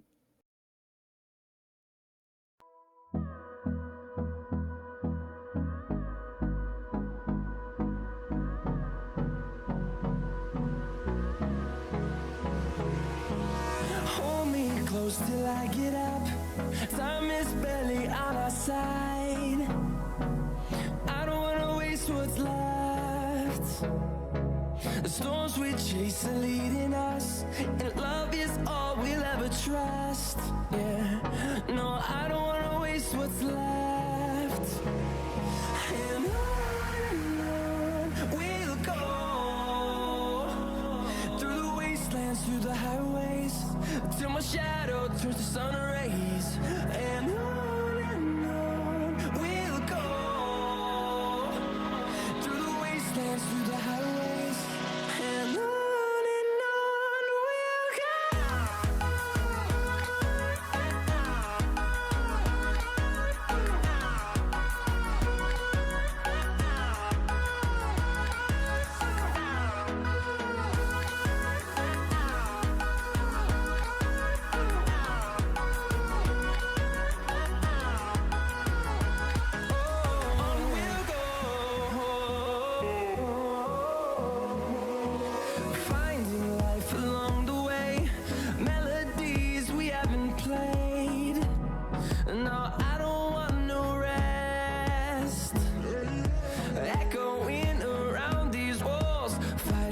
Create a song. I don't wanna miss a beat. And on we'll go through the wastelands, through the highways, till my shadow turns to sun rays. And on we'll go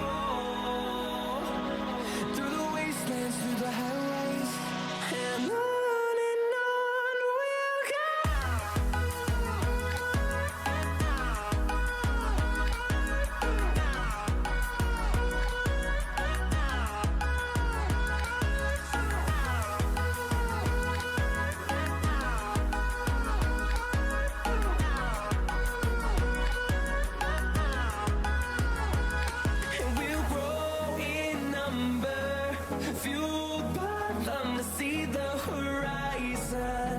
Turn us to thousands, and we'll grow in number, fueled by them to see the horizon.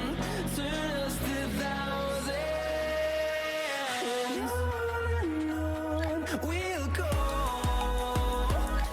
through the wastelands, through the highways, till my shadow turns to sun rays, and on we'll go through the wastelands, through the highways, and on we'll go.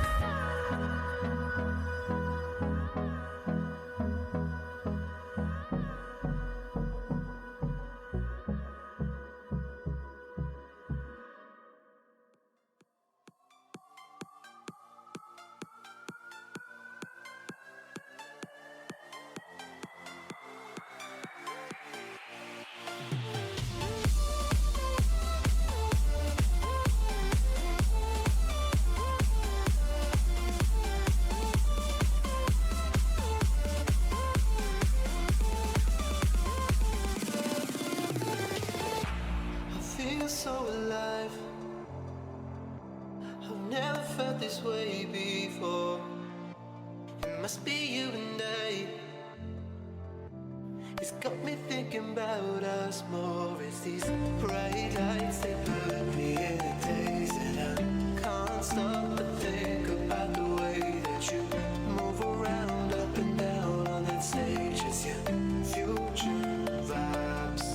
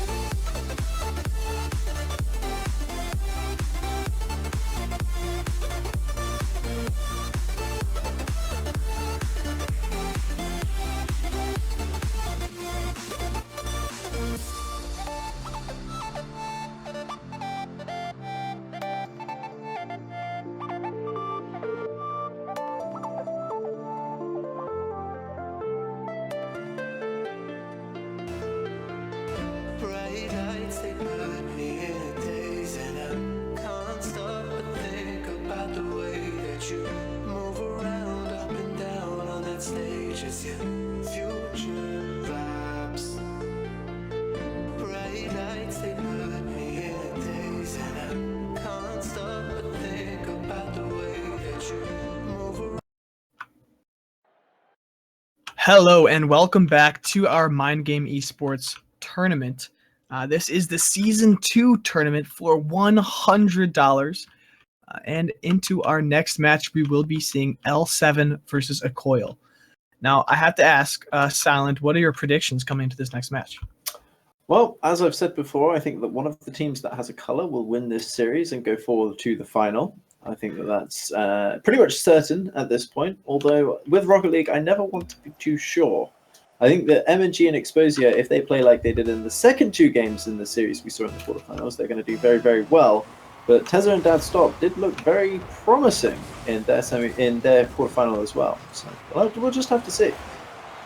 All right, so your prediction is one of the teams will win, and I have no real idea who, so I'm just going to say both teams are doing good. So we have MNG looking to push this forward. We have Tiza looking to kill it on the wall, though. Oh, Exposia missing the ball. That gives Dad Stop an opportunity to take that shot. Well, that's hardly any bother, pal, eh? Because Exposia just not getting that touch at all. Recovery very bad for him. He actually double jumps as well instead of front flipping back towards the goal there. So I'm not entirely sure if he was just scared, but that was very, very close. All right, Tiza looking to get a good win on this kickoff. Doesn't find it, though. MNG taking that boost and ball control. Looking to make an air play. Gets a dunk on the Tiza, which is good for him. To go straight to Dead Stop. Exposia looking to keep it in. He does. Now Tiza to clear it out. And this ball, they can't quite find the clears they need on the side of L7. And the pressure's on for Coil. Now MNG looking to push this forward. Gets dunked out by Dead Stop. Now Exposia passing it center to no one. Back to Dead Stop again. Oh, passes it back to the opponents now. Ball going back and forth. These teammates, it seems like these teams are getting desperate hits and not finding the passes they really want. Oh, except there's kind of a good play by Team L7, but it doesn't come to anything. Now Tiza looking to clear this out. Looking for a shot on net, and he gets a shot, but Exposia's there again. Dad Stop killing it in the side. We saw him playing this midfield stop game, doing it very well in the previous series. Now Tiza looking to clear it back to Dad Stop. Dad Stop is center for this goal. Oh, he hits it way too high, and it's not the play they were looking for. Now it's Tiza with the shot, and he gets a wide angle on that, giving Exposia an opportunity to bring this up. I don't think Exposia has much boost, though, as it looks like Dad Stop's going to go for a shot that's high on the right side. Now Tiza, again, clears it out poorly, but Dad Stop keeping it in! This ball just going back and forth across the Acoil net, but none of these going in. Yeah, it's looking very, very close. L7 still in the lead right now. Exposia's! Oh! Exposia with a beautiful shot in that upper 90 of the goal. That is redemption right there. 3 minutes, just about, on the clock left. Exposia gets a really nice touch on that, puts it into that sort of very nearly upper 90. Not quite all the way up in the top shelf, but certainly high enough to make it extremely difficult to stop. And now MG and Exposia look to be back in their stride somewhat and dealing very well with these attempted midfield interrupts from L7. Oh, MNG with a beautiful dunk in his offensive end is able to get that 1-goal lead. Yeah, this is also a very nice play from MNG, just taking it off the top of Tezza as Tezza tries to get that clear. That allows him to beat out Dad Stop with relative ease. And now 2-1 with 2 minutes 40 left. Exposia and MNG doing a great job in this early stages of this game. MNG looking for a shot. He gets the double touch coming down on the ball. Beautiful play by him, and that's a 2-goal lead already. Look at how quick MNG gets up for that, and he actually saves some boost so that he can recorrect, come back down when he doesn't actually get the touch at the top of his arc there. It wasn't clear whether he intentionally didn't touch it at the top of his arc, or whether whether it was a case where he took stock and saw that the defender wasn't going to get a touch, so he just left it so that he could get that floor pinch, or what exactly it was that he was looking to do. But, well, maybe it might have just been my screen, but he'd actually, on my screen, he had touched the ball with his the very tip of his wheels, killing it down for his touch on the ground. It was a very nice play by him either way, and that gives them a good lead coming to the later stages of this game. Exposia now just trying to kill the ball around.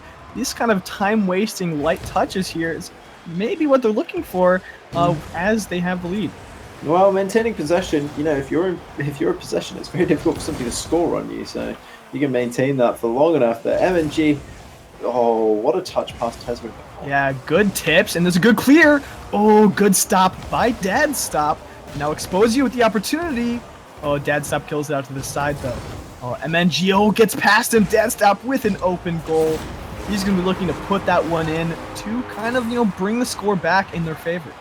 Yeah, this was a good touch off the wall. M&G just coming off the wall ever so slightly late there, not able to get in front of it. Exposure in recovery, trying to get back as fast as he can, but no chance of catching up to that one. And we still have a game on our hands, boys. Yeah, definitely. There's only one goal separating these two teams. MNG taking his time with the ball. Oh, but clears it up to Tiza, who gets a good clear back into his offensive end. Now Exposia takes it slow. Dead Stop's there to challenge, though. Tiza and Dead Stop have, not let up with their pressure or with their passes. But Exposia and NMG have done a good job on the defense there. MNG, good job with that backwards flick. Now Tiza killing it to the center for Dead Stop. Dead Stop not able to get there, though. They both went up on the wall, but MNG comes out ahead. Exposia gets a good dunk into the offensive end. Goes straight to Dead Stop, though. Oh, Dead Stop with a poor hit. Straight to MNG with the shot. Tiza with a great save. Now Exposia pushing it forward up the wall. Dead Stop challenging that again. Good plays by him. Oh, MNG missing. This could be big. Tiza is there to center for Dead. Will he be able to get it, though? Exposia is there for the save and the clear. Oh, MNG went back for the other side boost, but it doesn't matter as he's able to get back in time. Yeah, Tiza able to pop it up and keep it in his offensive end. Exposia and MNG going for the same ball. Tiza with a good clear out to the side as he was in a poor position. Now it looks like MNG is going to be one taking control of this ball. With the shot in the air. Gets dunked out by Dad, though. And now Tiza is going to be one taking up the wall again. They're down one goal. This needs to be the play now, or they're not going to be able to take it. The whiff by MNG gives them the opportunity, but they're not there in time. That's going to be game one going to a coil. A coil looking so strong in that first game. Much, much better start to this series than they had in the quarterfinals. And really, I think that certainly from the face of it looks like a coil are going to be able to move forward. L7 doing a good job with those midfield interrupts. Dad Stop seems to love that midfield line, breaking up the play there. But MNG and Exposia just looking a little bit more consistent, a little bit more capable and staying in possession. I think that is going to be the most important decider in this series. Yeah, one of the very, very few differences in the scoreline between a coil and L7 was that a coil had 2 more saves than L7. That was almost the only difference in the scoreline. Those saves coming up big. The more goals. Oh well, obviously the more goals being the deciding factor. But besides that, they had the equal amount of shots, which means the ball is going back and forth fairly equally with these two teams. Oh, Exposia had an opportunity there. He wasn't able to get it, though. Now it's back to him. He's going all the way back to goal, making sure he's in the defensive position. It's a good opportunity by Dead Stop. He gets dunked out. And now this needs to be a good pass by MNG. What a demo. The demo was so clutch there as it was an open goal for Exposia. Exposia now with the shot. Oh, the rebound! There it is! MNG's able to get there in time. Oh my goodness, so the demo stopped the first attack. Exposia coming back from the demo on that clear, interrupts it. It's going wide, but MNG is there just to shepherd that into that near corner. And 4 minutes, 21 seconds left. A coil coming out really fast from the gate. Yeah, definitely. MNG looking to kill it out, though. Dad Stop already putting on the pressure early on. Oh, good shot by Exposia to keep that out of his goal. He's looking for the air play, passes out to MNG. Tiza not able to find it as well. Dad Stop the only one in goal. Good dunk by MNG, but his teammate isn't quite there to follow up. Oh, getting Tiza. Nice hit over both of the defenders, and that's an open goal. That was, once more we see a coil actually overcommitting. And this has happened a little too often. These guys playing very, very close together. Maybe what they need is a little bit wider rotations.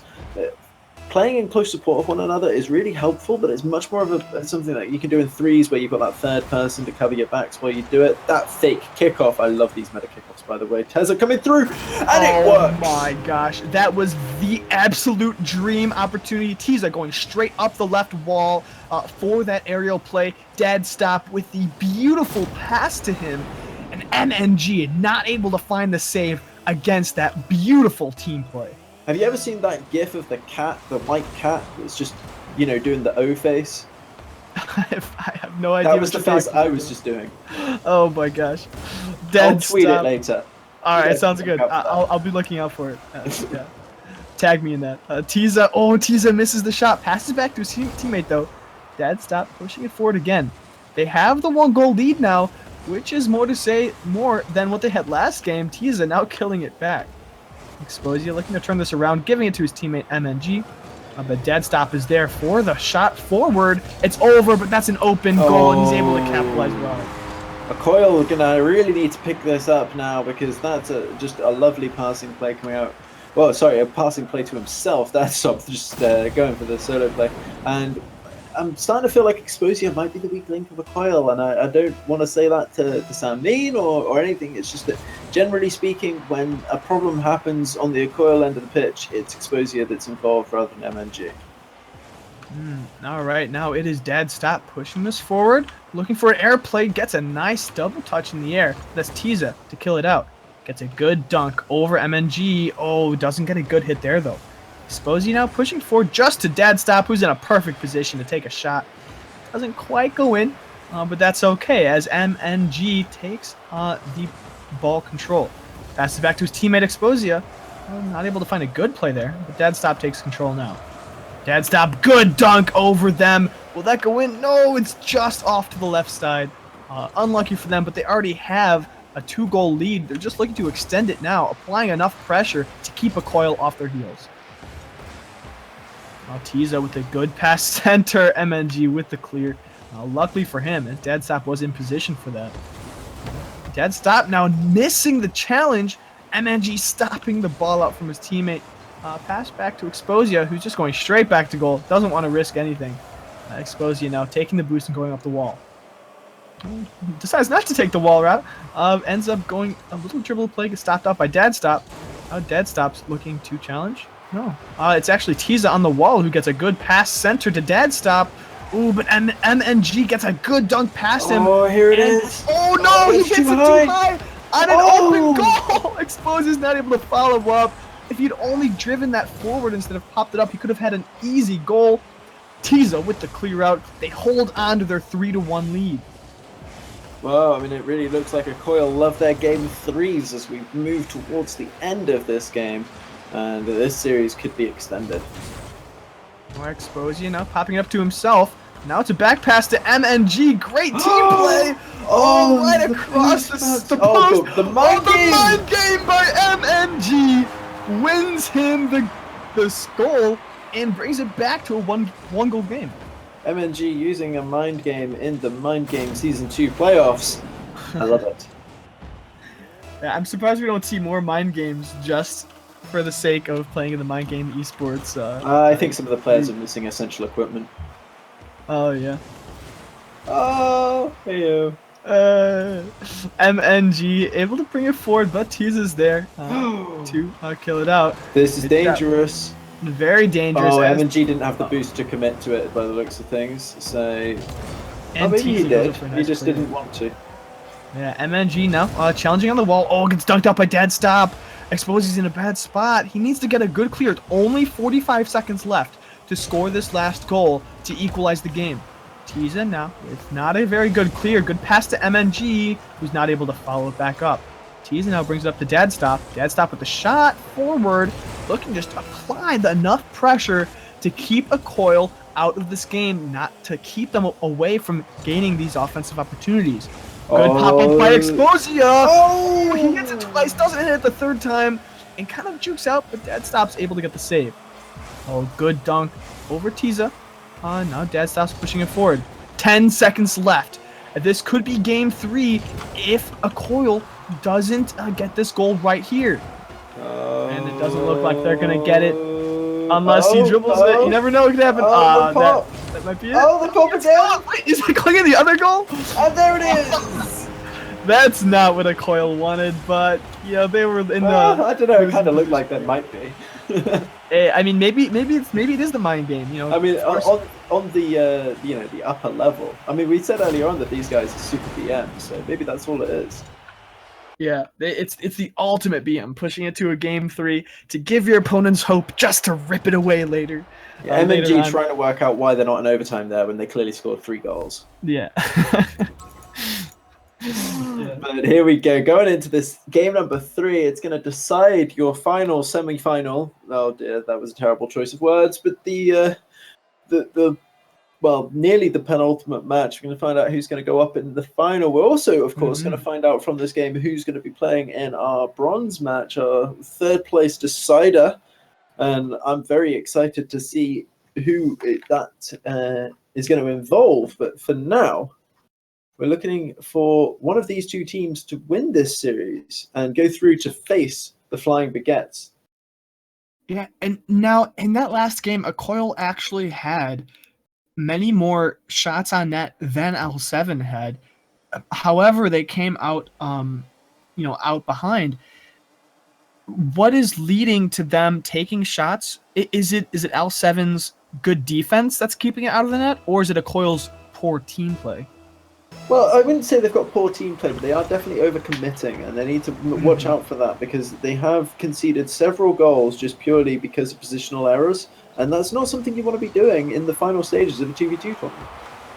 Yeah, definitely. Already, though, the pressure on the end of a coil over to L7. A good pass by MNG, and in quotes, pass, because that was a shot on net, but Exposia with a good little goal steal, though, to secure the point. That was a very, very nice shot. MNG having a minor heart attack when Exposia put himself in the way of that. So we'll have to see what happens as we move forward, but certainly a quick start from a coil. Yeah, Coil doing a good job on that first goal. There's only about 30 seconds left in this match. I mean, 30 seconds into this match. Oh my goodness. I was about to say, I've lost 4 minutes of my life. Did I black out? Yeah. Who are you people? Yeah. What's my Teams name? are already pushing it forward. Exposia putting it back, though. Back center, though. Deadstop can't get there in time. Exposia takes the corner boost, which is vital to his clear here now. Oh, it gets dunked out by Deadstop, and it stays in a coil's end.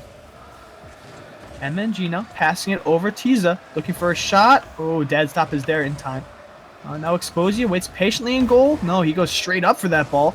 Oh, but it goes straight to Tiza. No, MNG dunks him out so quickly. Will he be able to get the offensive play? It's straight center. But Exposia's there. MNG looking for an aggressive play on the Tiza to demo. Not able to find it though. Those plays are difficult to make. Exposia going all the way back for boost, preparing his defensive play. Gets a good clear here. Deadstop now, pushing it up the wall. This is MNG in the air. BreastQuest in the chat is actually calling the finals result as Baguettes, but he'd love to see an L7 win. Interesting. L7, they are behind in this game here. They have done a good job. So I'm thinking, is he watching? Does he know what's happening? Yeah.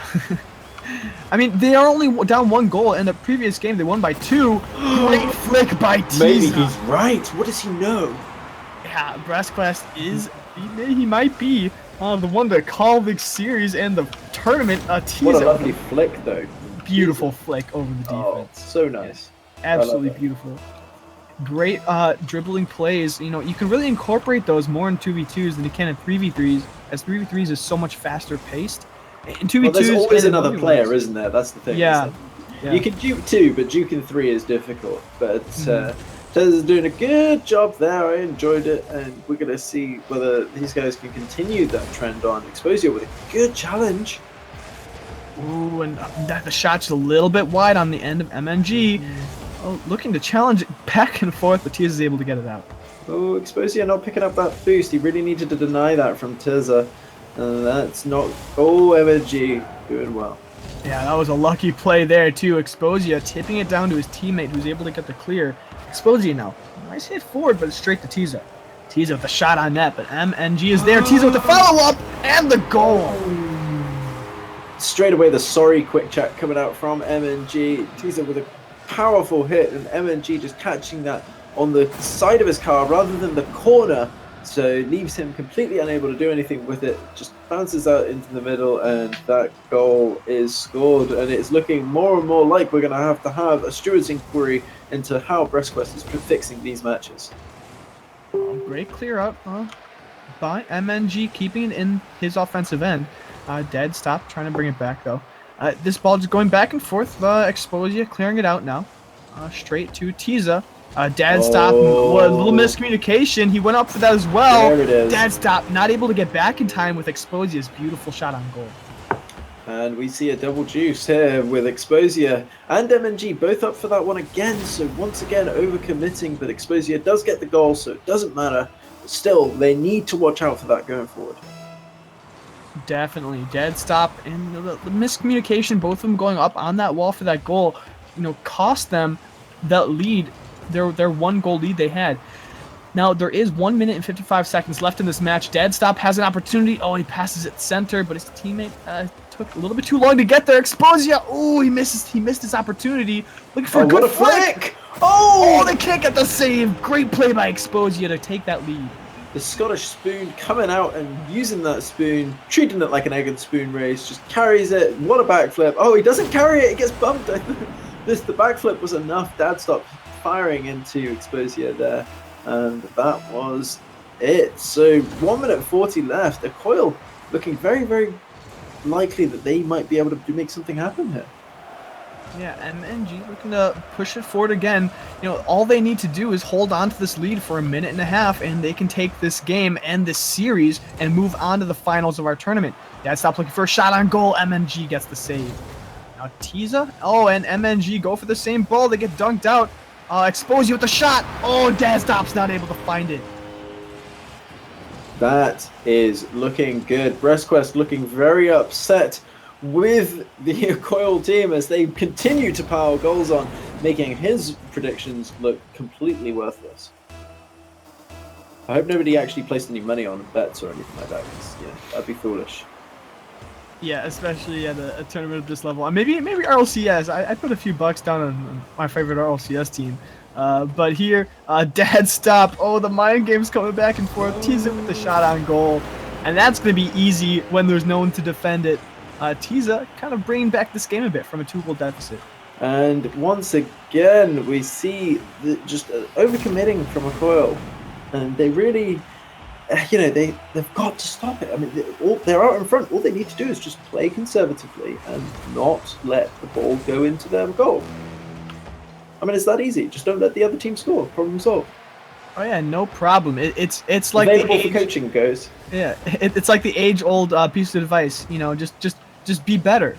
Just win the game. Bad. That's all. To win, all you have to do is score goals. More goals. Yeah. Exactly. Yeah, that's all they need to do. Dad stop with a nice pass center to Tiza, who's not able to finish. But his Dad stop again, stopping it in that midfield for his team. Takes it. Oh, the good dunk forward. Can he follow? Oh, the mind game! He goes over the ball, takes out the defense, pushes it back into the goal, and gets that slow 10-mile-an-hour goal. This is gorgeous. Look at that. Just jumps over the ball. Dad stops right there. I mean, Dad stop probably not able to make a save on it anyway, but Exposia just making sure, just hoists him onto his shoulder, throws him into the back of the blue net, and we are looking at the potential final of the Flying Baguettes versus a Coil, and all a Coil need to do is not mess up. Yeah, a Coil did such a great job this game on capitalizing. Exposia specifically, 5 goals on Exposia, just showing up big this game for his team. To be fair, one of those was MNG's. Yeah, that is fair. He did steal it, but it was all the plan. It was all planned so that later in the game he could have every goal. He was that greedy teammate we all hate and love. So MNG and Exposia moving on to the finals. Yeah. And all 7 dropping down to our 3rd place match. Which we'll be bringing to you next, and that's going to be up against Whiff City. So going to be very interested to see what happens going through there. Certainly GG's to a Coil, taking this series win, securing their place in the final, and now that they're not, they're definitely earning money, so that's always good. Whereas L7 still have to fight for their little bit of chump change in that third place consolation. Yeah, a coil are now guaranteed at least $30, as the $100 price pool is going to be split 60, 30, 10.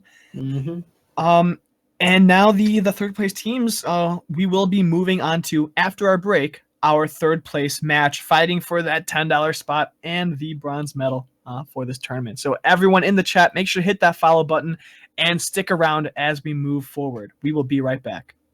Round up and down on that stage as your future vibes.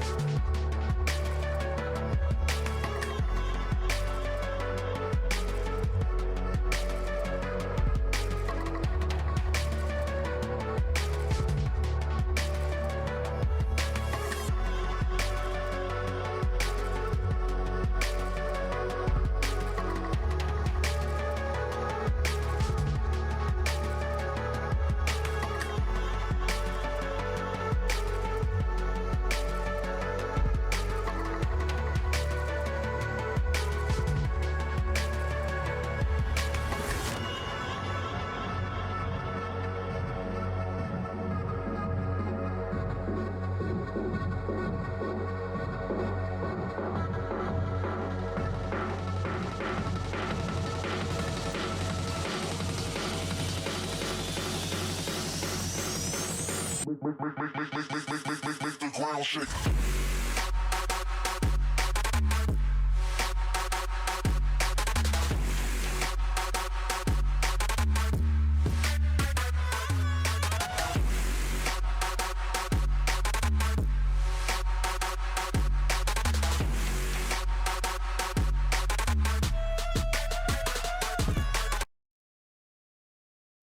Hello and welcome back to the Mind Game Esports League Season 2 Finals Tournament. We have made it all the way past our quarterfinals and semifinals, and now we're going to be playing, or watching, rather, the third place match between Whiff City and L7. This is for that $10 prize, so this, there is some on the line here. Yeah. So Silent, first off, who are you? I mean, we've been casting this whole tournament, and our viewers don't even know us. Well, I mean, I'm hoping that they do. I get recognized on ladder, But Oh. Echo UK, Silent Echo at Silent Echo UK on Twitter, the most British caster in Rocket League right now. So just give me a follow on there. I'm casting all over the place, but primarily Shift and Gfinity. Awesome. I am Tom Kelly. You can hit me up at TomKelly_RL on Twitter.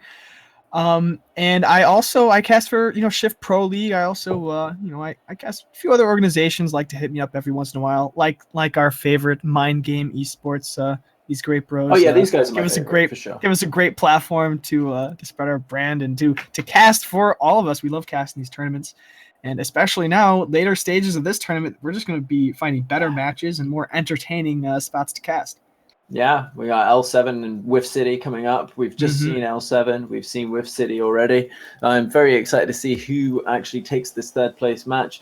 I'm gonna say that L7 are gonna take it. They've been more consistent so far. Lavish and Dadstop and T-Dog doing a great job. Lavish and Captain HB not doing quite so well on the Whiff City side. So we'll have to see whether that comes out to be true or not. I'm excited to see. And now this is a best of 3.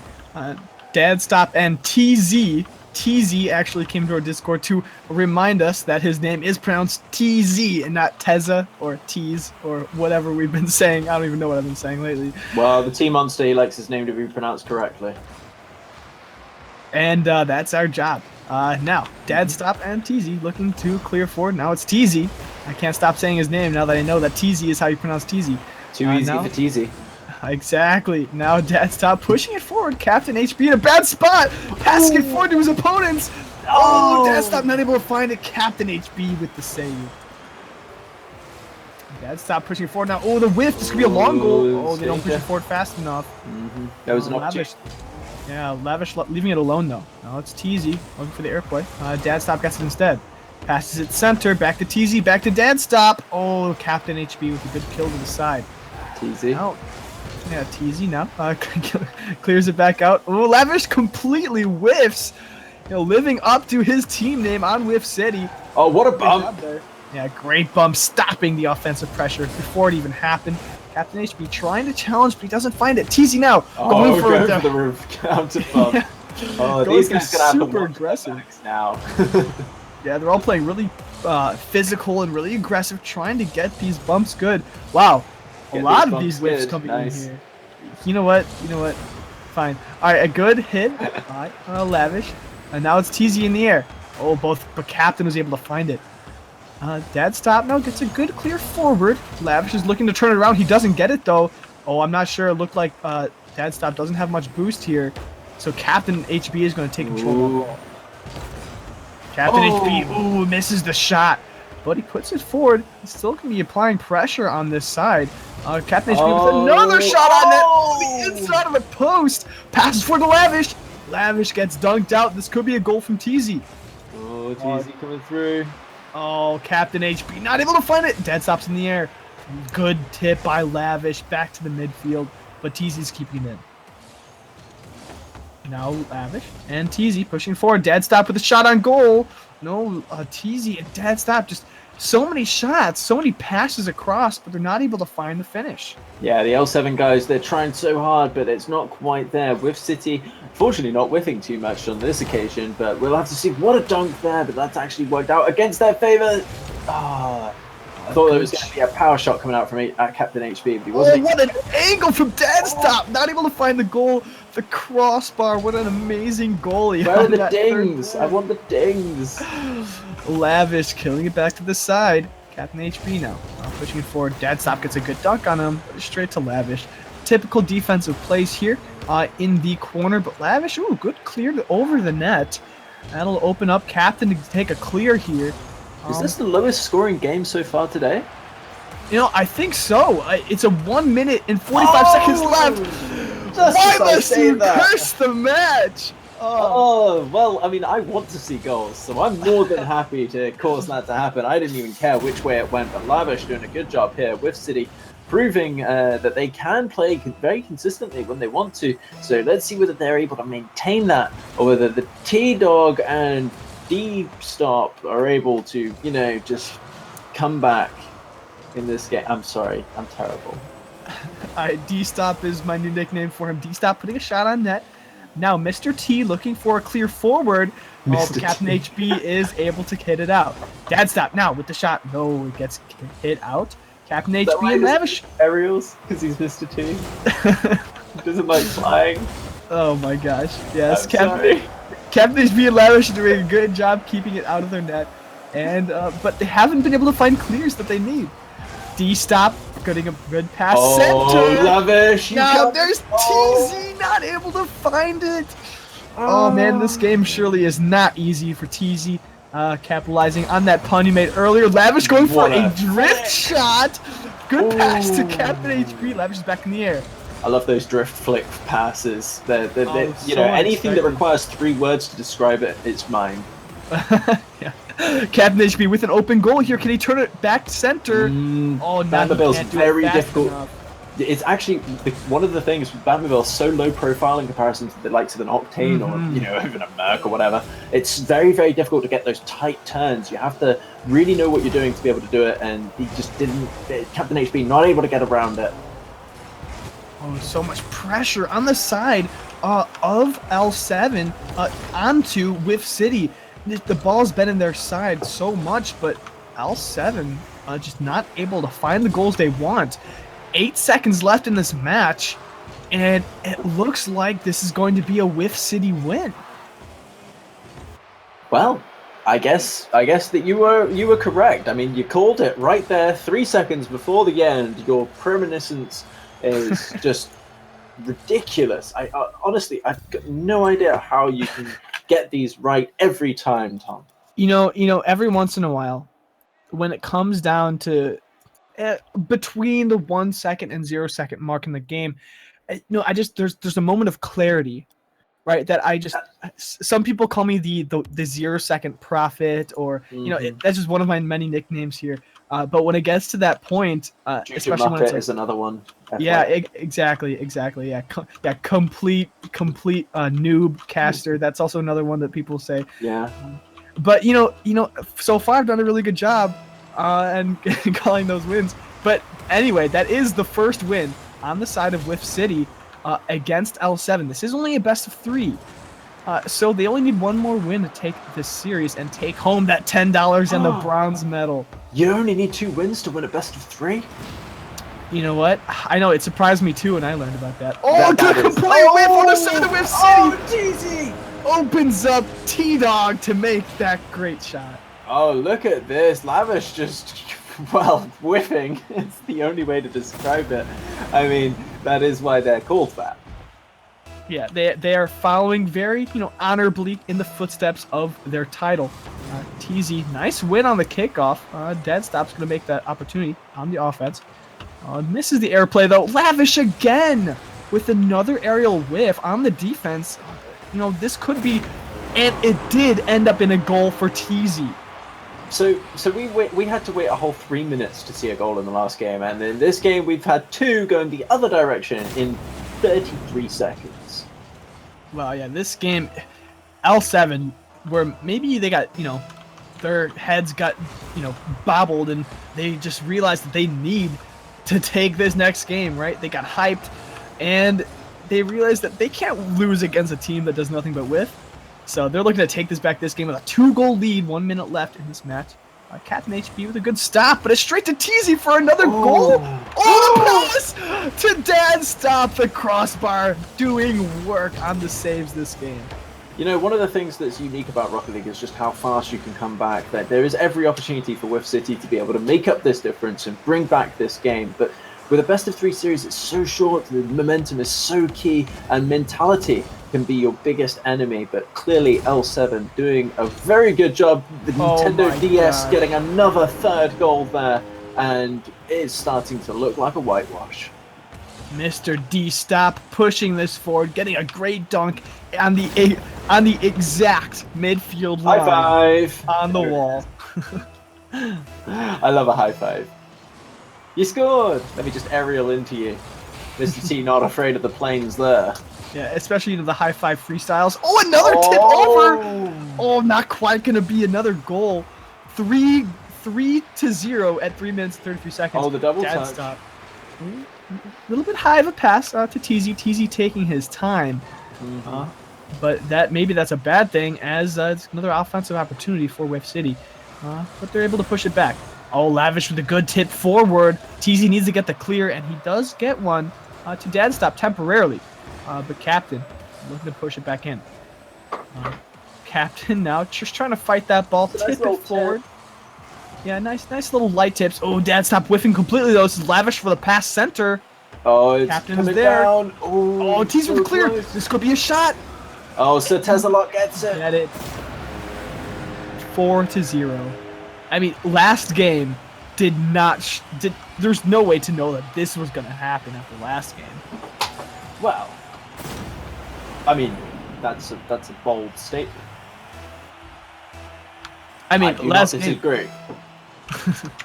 I mean, Whiff City, taking the first game by just one. Oh, and it's not again. Oh my gosh. Goodness. I've just thrown something onto my desk. It's like I'm done. Like, this is it. 2 minutes 46 left, and we just have to watch this game play out and go to game 3. Yeah, L7 just doing such a good job turning the series around, turning the momentum back into their favor. Like, they took so many shots in the first game, but they weren't able to find the finishes they needed. In this game, it's the exact opposite, where they have the massive lead, and they can do whatever they want with the ball.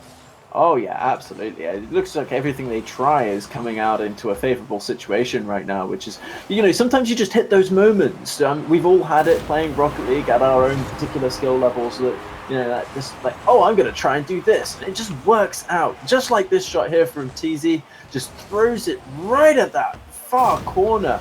And so, it's almost a pass, but it's actually on target, and it's always going to pull a defender. Just works out really, really well, and we could be looking at a Mexico. Yeah, very soon here, as long as they score one more. In fact, if you look at the score line, Whiff City are all zeros. Oh, that was their first shot and their first placement on the scoreboard at all. Oh my goodness. Been knocking all zeros before that. Just also having complete control in this game. D-stop, pushing this forward. And now Lavish looking to turn this around. What a good change high. Now TZ looking for a cheeky aerial play. Oh, stop out of the air! This could be it. With City coming back. Yeah, it hits his teammate out of the air. Not very there good it is. play. Look at that top corner placement from Lavish here. He just comes through on this one. Captain HB gets blocked by dad stop, but Lavish reads that bounce up out of that just intersection of the wall and the floor just perfectly, gets underneath it, throws it into the hardest spot for the defenders to get to. And now 5 goals in 1 minute 45 seconds. That is very, very possible because they've already narrowed it down to 4. Yeah, only 4 goals left. I mean, if they do this again, there's no counting out any team. That's a goal every 25 seconds, folks. 25 and a half, if you want to be precise. That's so doable here. So doable. Yeah, Captain looking to win this kickoff. Oh, but no, they lose it out. But TZ looking to challenge this, moving up to the midfield, and he gets a good pass center here. G-Stop not able to find it as Lavish gets an easy save. Oh, TZ just cutting the field there. Actually works out okay, but these guys are playing very close together. It's not going to take much. Big clear. No. Oh, Captain!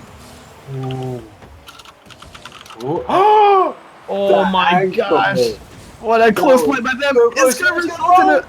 Oh my goodness! Nobody could have predicted that. That roll, it was just a little grass cutter.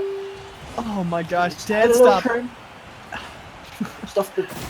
So close to coming off the post, but it actually just rolls into the net. And something that people don't realize is if you actually look at the bottom of the post, they are curved. And if the ball's rolling like that, there's a very good chance that the ball is not going to go in the net if it interacts with the post in any way because of that little curve out. And in that instance, oh well, they're just burying the hatchet now. This is a game over. Nails. I mean, okay, 6 goals. Goal every 10 seconds. I mean, it's not impossible, but it's definitely improbable. Going once, going twice. Nobody wants to buy. Yeah. I mean, L7 just looking so dominating in this game. As opposed to the first game, I'm interested to see if if Whiff City can really show their first game colors in the third game of the series, but it looks like L7 really want to take this momentum hot into the next game. Holy cow! TZ with a beautiful aerial redirect for that goal. What a shot! That's a nice shot, and that's the kind of thing that makes you scared. Like, there's a lot of things that will make you tilt in Rocket League. One of those things is losing 9-2 in the second game of the best of 3 series, where you won the first game by 1 goal. And by 1 goal, I mean you scored 1 goal, and that was how you won that game. So Whiff City clearly playing a much more passive game than L7 do, just in general, but double figures now. I mean, what is happening? Well, L7, it looks like, from their showing here, it feels like that it wasn't Whiff City's good play that held them off in the previous game. It was more like L7 just didn't step up like they had the potential to. Now this game, they're showing their true colors. They're showing what kind of skill level they're really at, and they're showing that they can destroy teams like Whiff City that are on a lower level than they are. Good demo from Captain. Oh, tipping it over his teammate, giving dead stop. If my mental maths is right, then we are currently looking at a 77% hit rate from Teza with 7 goals in 9 shots. Wow, what great accuracy on the end of Teza. L7. Like, what can you say about that game? They had so much pressure. They just dunked and had complete control of that game on every end of the field. I honestly, I mean, like, cover your children's eyes. Yeah. Because that was not safe for anything.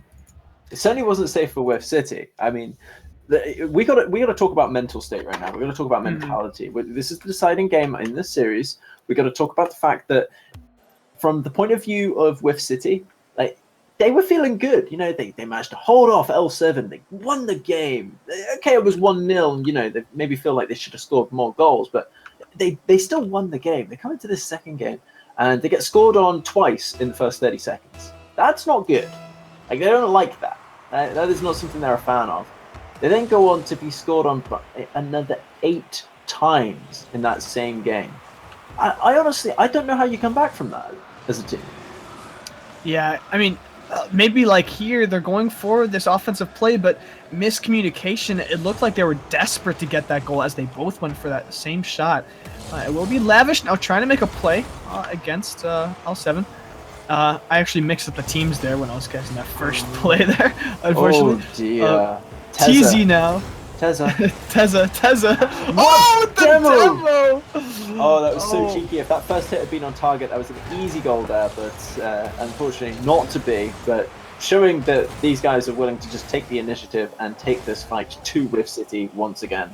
Yeah, Mr. T doing such a good job passing for his teammate D-Stop. D-Stop getting it in. Oh yeah, I'm loving this. We got Delta Sierra taking that lovely pass from Tango Zulu, and that is a wonderful goal. Oh man, I mean, the pressure's coming out already from L7.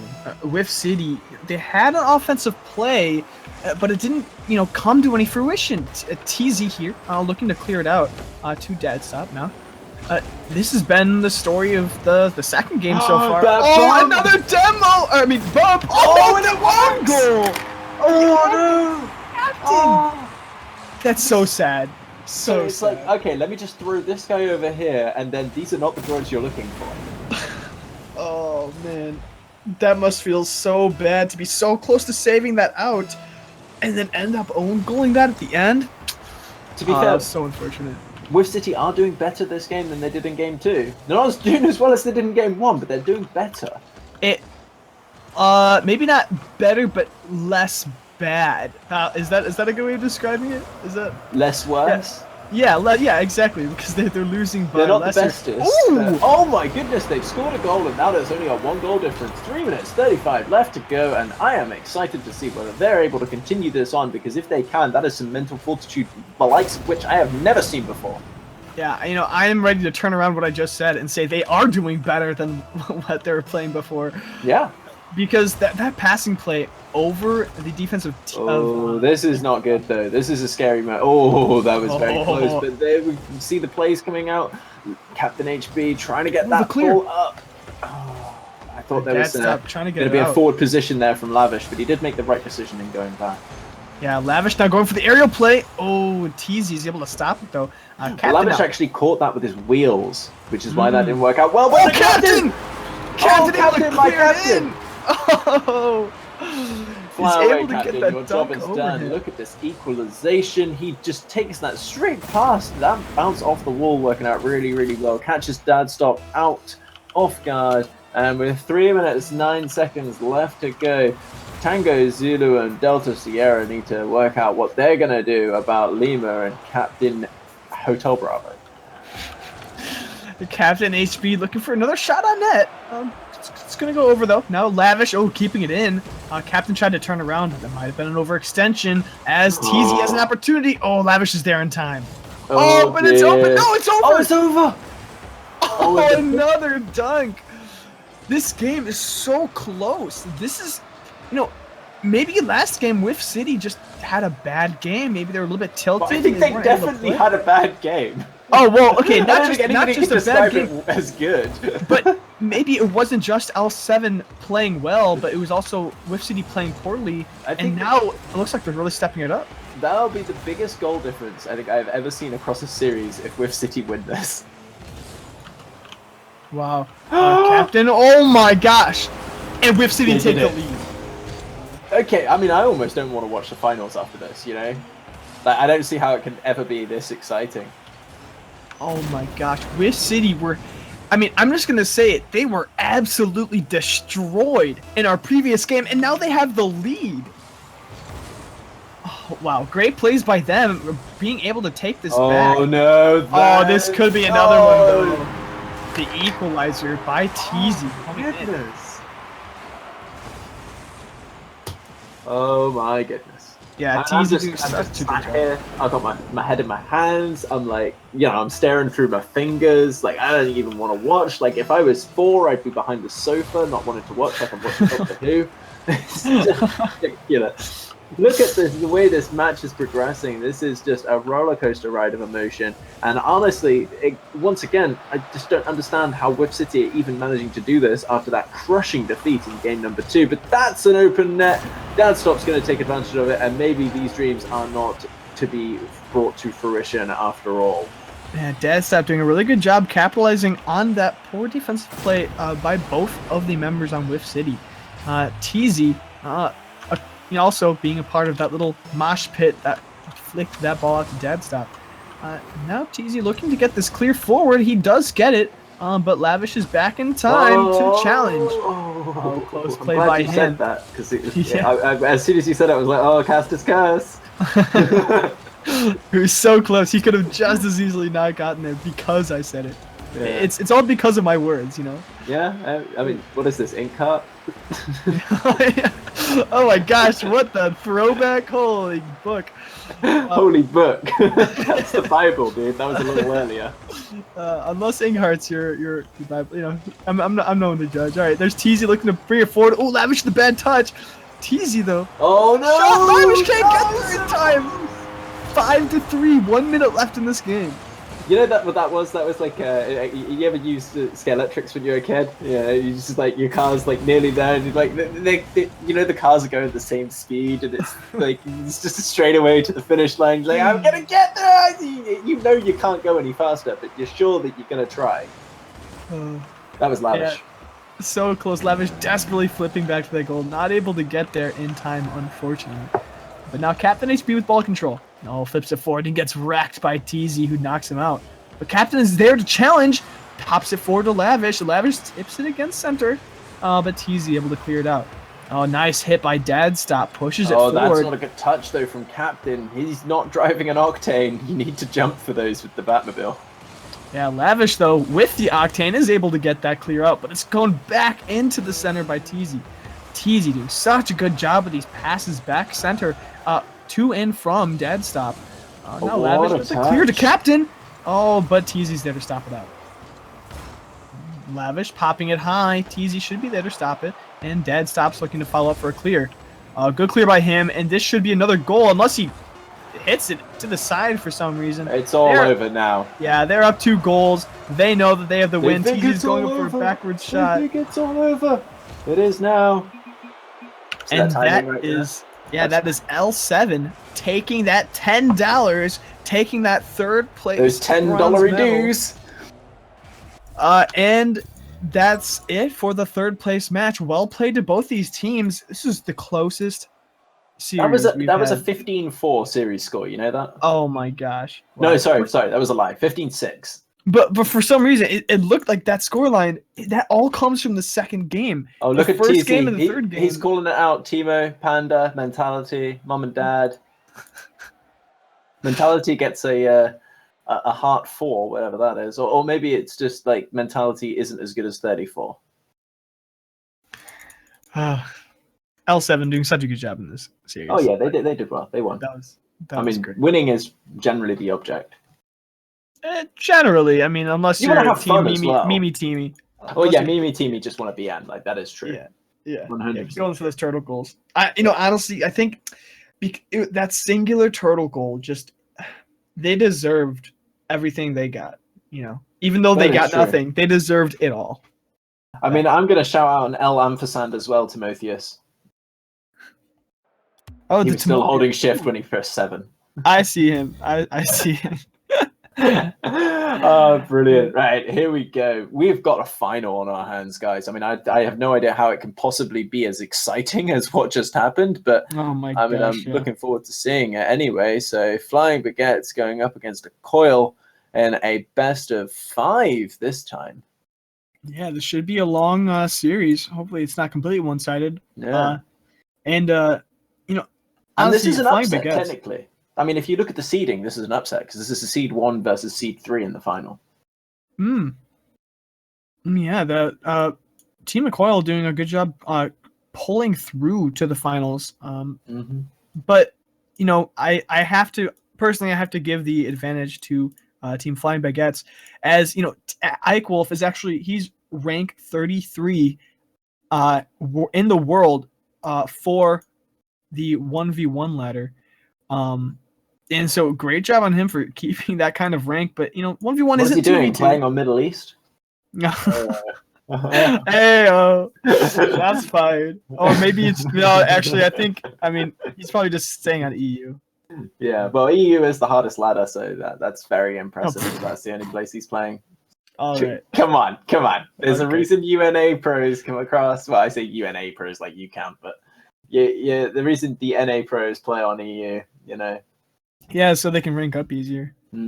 Yeah, I mean, I hear you guys had a team win the RLCS season 1. How did that work out for you in season 2?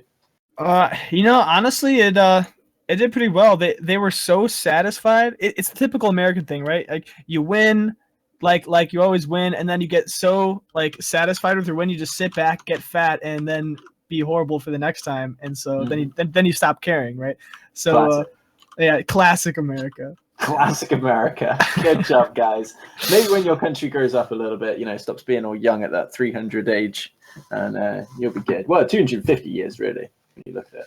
Sit down But all nationalities aside, this is an all EU tournament, right? Are all of our players EU, or I some people believe maybe- so.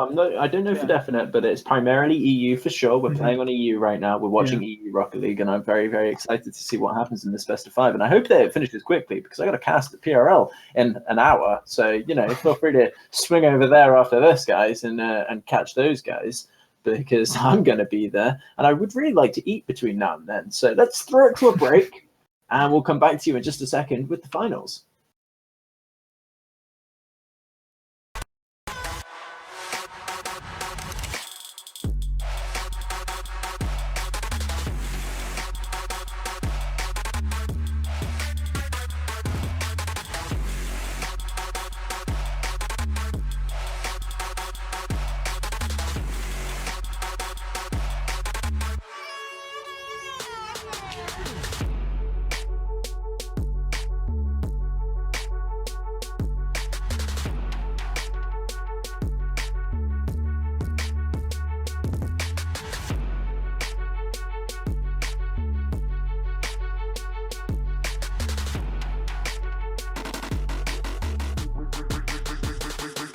final shake.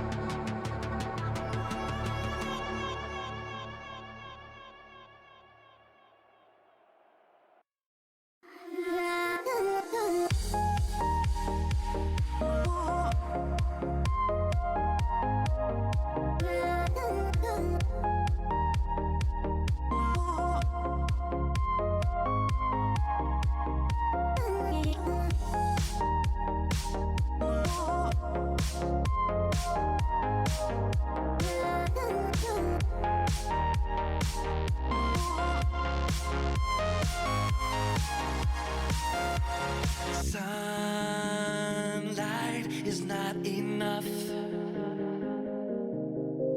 We could burn like a flame through the atmosphere. Yeah. Starlight, it's calling us. Leave the ghosts of our past in the stratosphere. Oh yeah, yeah, it's calling us.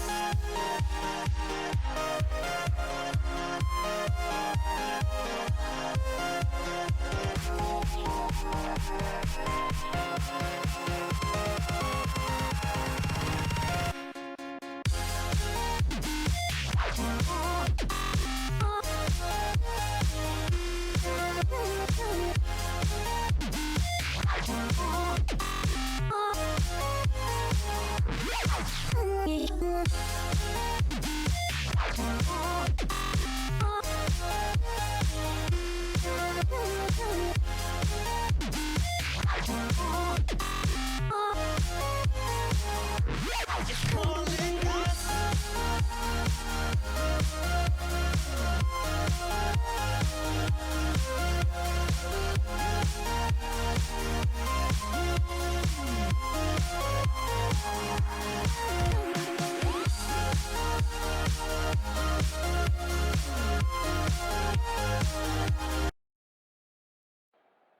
Hello and welcome everyone to our Mind Games Esports Season 2 League Finals. No, this is the tournament. finals of the finals. Yeah, it's the finals of the finals, the very finals of the finals tournament. There are The no grand more finals final after finals. this. This is the last finals. Guys, we can't stress to you enough that this is the most hype series you're going to watch today. And after the last series, that is a promise I really hope the players fulfill, otherwise I'm going to look bad. Yeah, oh my gosh. A Coil versus Flying Baguettes. Come Flying on. Baguettes with the All-Star of Eichwolf, rank 33 in the world for the 1v1 ladder. But we'll see if he can show up in the 2v2 game. Now, on the side of a Coil, we have Exposia and MNG, which have done a good job in getting here, but we'll see how this game goes. That's that's a big understatement considering Exposia. Oh yeah, Exposia actually. I mean, he totally carried MNG in that last game they played. He had 5 goals to none. You say I so, mean, bro. the scoreline did. Oh, that bomb! Oh no! Oh, So close off the crossbar. Ashton now with an open goal. Eichwolf's gonna take that. Oh, wow. Wow.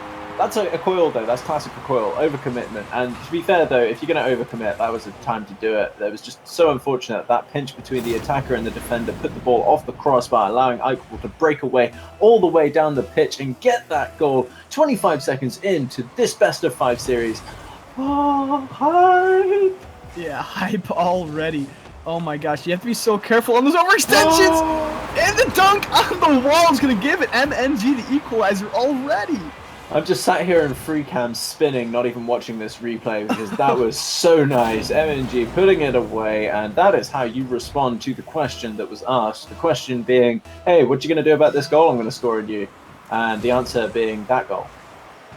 That is the answer he was looking for, too. Exposia pushing this forward up on the wall. Going for the aerial hit. He will miss it. Ashton now taking control. Pushing it forward for Eichwolf to take a shot. Oh, but they leave it for MNG to miss. MNG again just trying to challenge. Goes back. Center now on Eichwolf. Tips it to the side so he can take his time, control the ball, and push it forward. Yeah. Love with a a good great play. shot. And it Oh, works nice out. shot by MNG with that redirect down into his own goal. Eichwolf, though, with the great pass. Yeah, I love that possession play. Really, really nice. Just throws that out into the goal. What? I'm really confused. Do you guys mind if we break after this game? We really got to play a best of 3 LMAO. What? Well, if we have more information, then... Well, no is the answer. You're here playing this best of 5. Yeah, I don't understand what they're...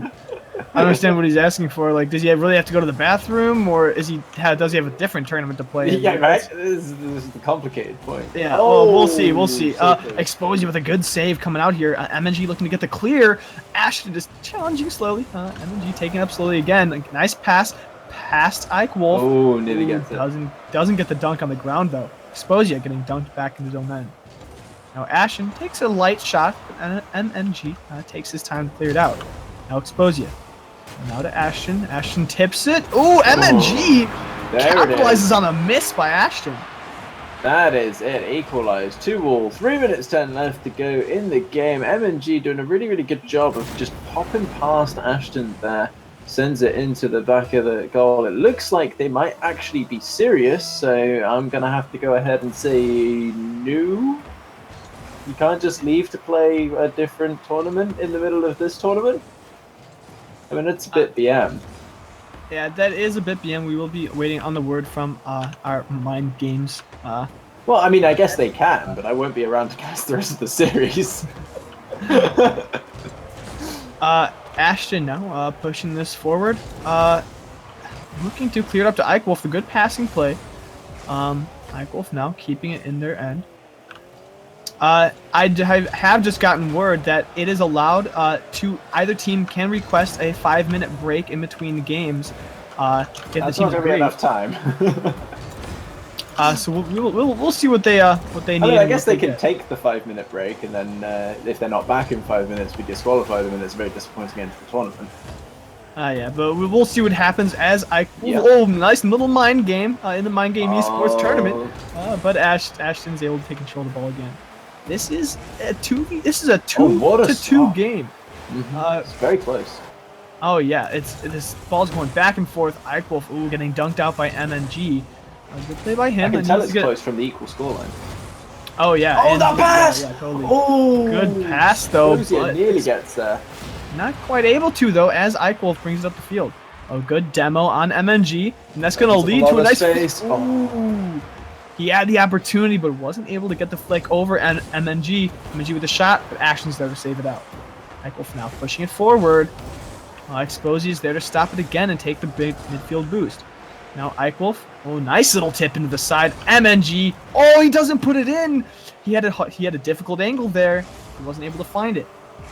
Now Ike Wolf with the shot, and it goes over MNG, but he can't do it. MNG is just, his name is just catching me. It's so annoying. All right, Ike Wolf going over the shot, doesn't find it. Just call him Milk and Girls. Milk and Girls. All right, sounds good. All right, money,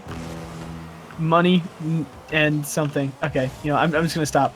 All right, Ike Wolf pushing it forward. Gets a dunk over Exposia. But Exposia and MNG, good tipper on the side. He has an open net.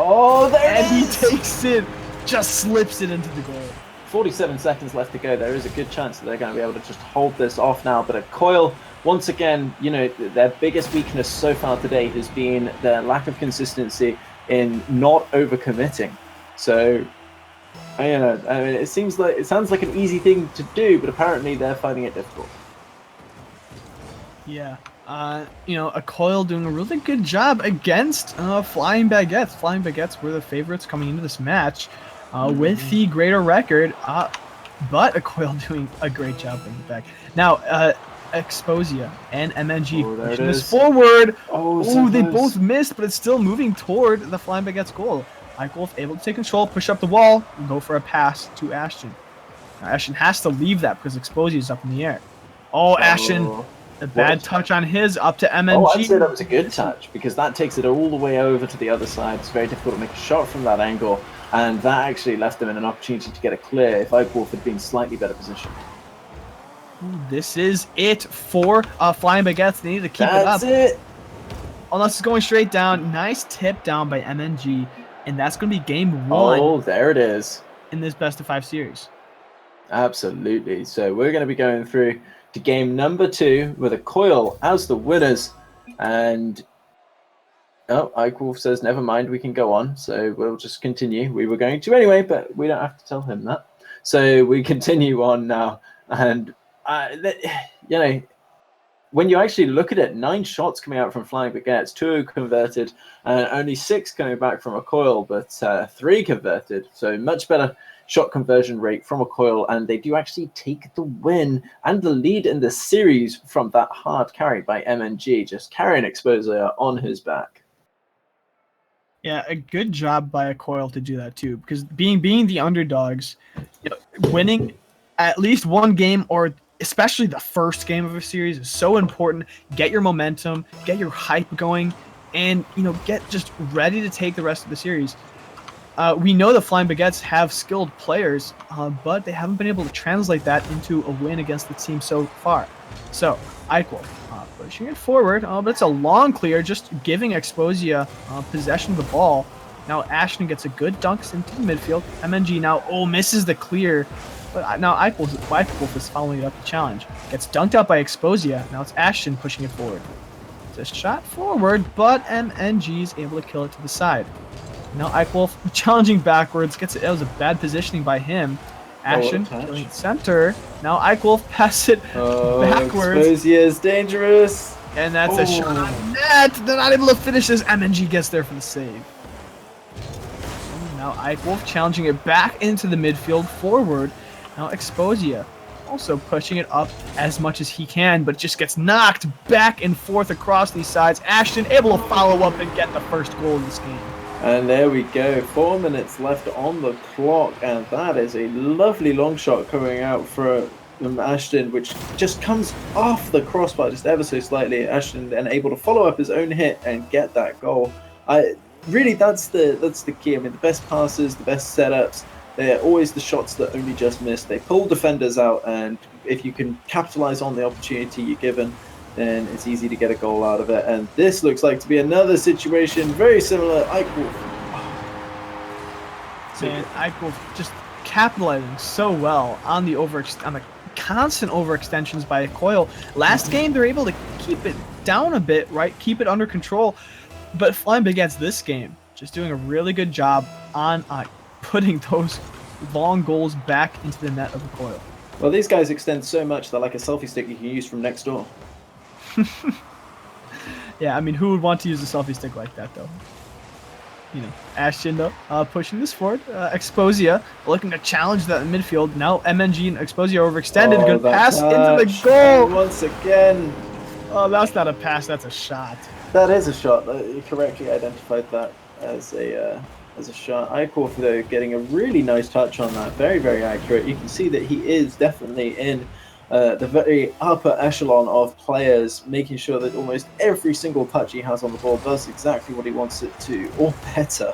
And really, with 3 minutes 30 left to go, it's 3-0 already. Looks like we're going to be having a tied series in this best of 5. Definitely 3-0 already. I mean, there's so much time left in this game, and normally I'd say this is a good opportunity for a Coil to bring it back. But the control that the Flying Baguettes have shown in this game specifically, I would say this is just more time for them to extend their lead and really push the momentum in their favor.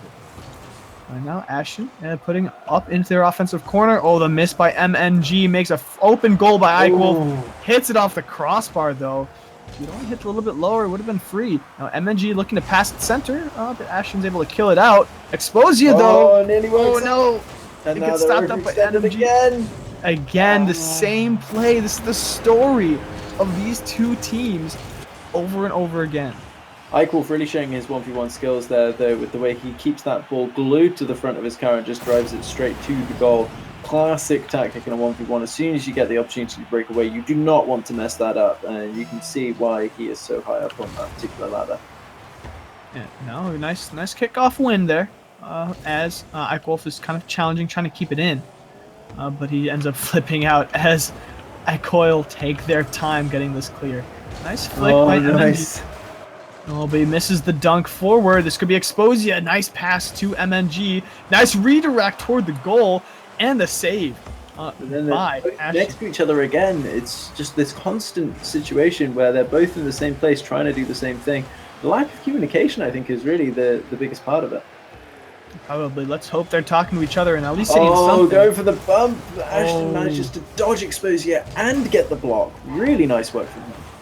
Great pass by Ashton. A quick shot from the corner, but it's not going to come to anything. Exposia now just passing it forward to Eichel, trying to turn the ball's momentum around, but they're not quite able to find what they're looking for. It's 4-0, 1 minute that and second 40 touch. seconds left. 5-0. You said a scoreline and it was wrong. Yeah, I must just be a bad caster, you know.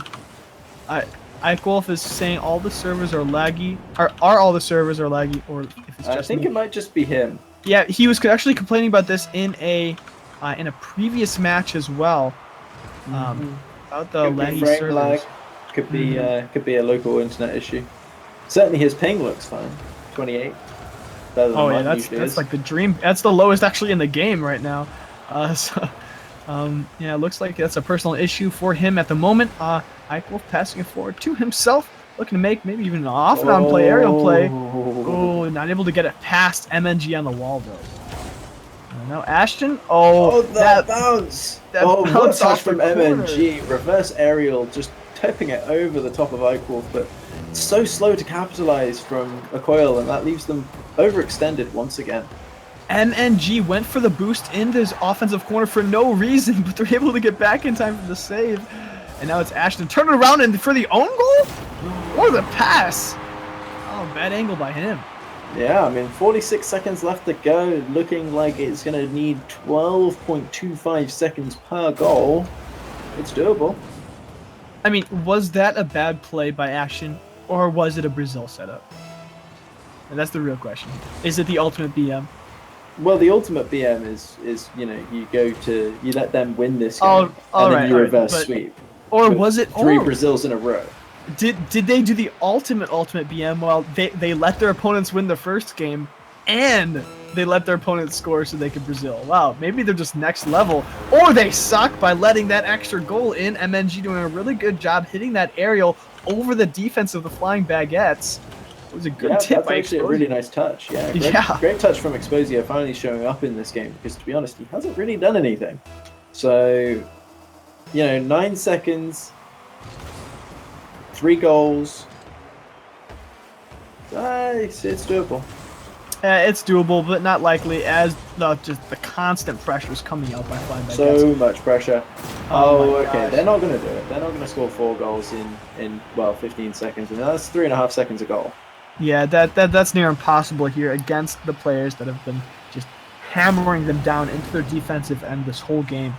Well, actually, I take that back, because Flying Baguettes haven't been in a coil's end the entire game. A lot of their goals have been from capitalizations on a coil's overextensions. It's not necessarily because Flying Baguettes are making these amazing team plays, and I mean they have been making great team plays, but it's mostly just because they've been capitalizing really well on the mistakes of their opponents. Yeah, Flying Brigade is definitely making the best use they can of the opportunities that they've been handed, and MNG and Exposia really need to, get rid of some of that separation anxiety, Like, it's Yeah. like they don't want to be too far away from each other at any given moment, and they've really got to start stepping it up. I find this with people that have the same play style as I do is for the first few minutes of any game with a new teammate, a lot of times I will be playing really close to them. It simply because of the fact that we both have the same idea, both go for the same balls. But something you need to recognize and change about your play style is if you see your teammate next to you, you just need to head to the opposite end of the pitch and be into a better position to capitalize on your teammates' passes or their mistakes. You need to be willing to play around your teammate and not, play for them That's so definitely that you guys mess up. Yeah, that's definitely the best advice that I can give anybody. I mean, if you're struggling in ranked and you always have bad teammates, so and that's I don't rank up because I always have bad teammates. That's actually you just not playing around your teammates very well. Your teammates probably aren't that bad, but you need to be able to adapt to them. Ashton though just doesn't even need a teammate apparently.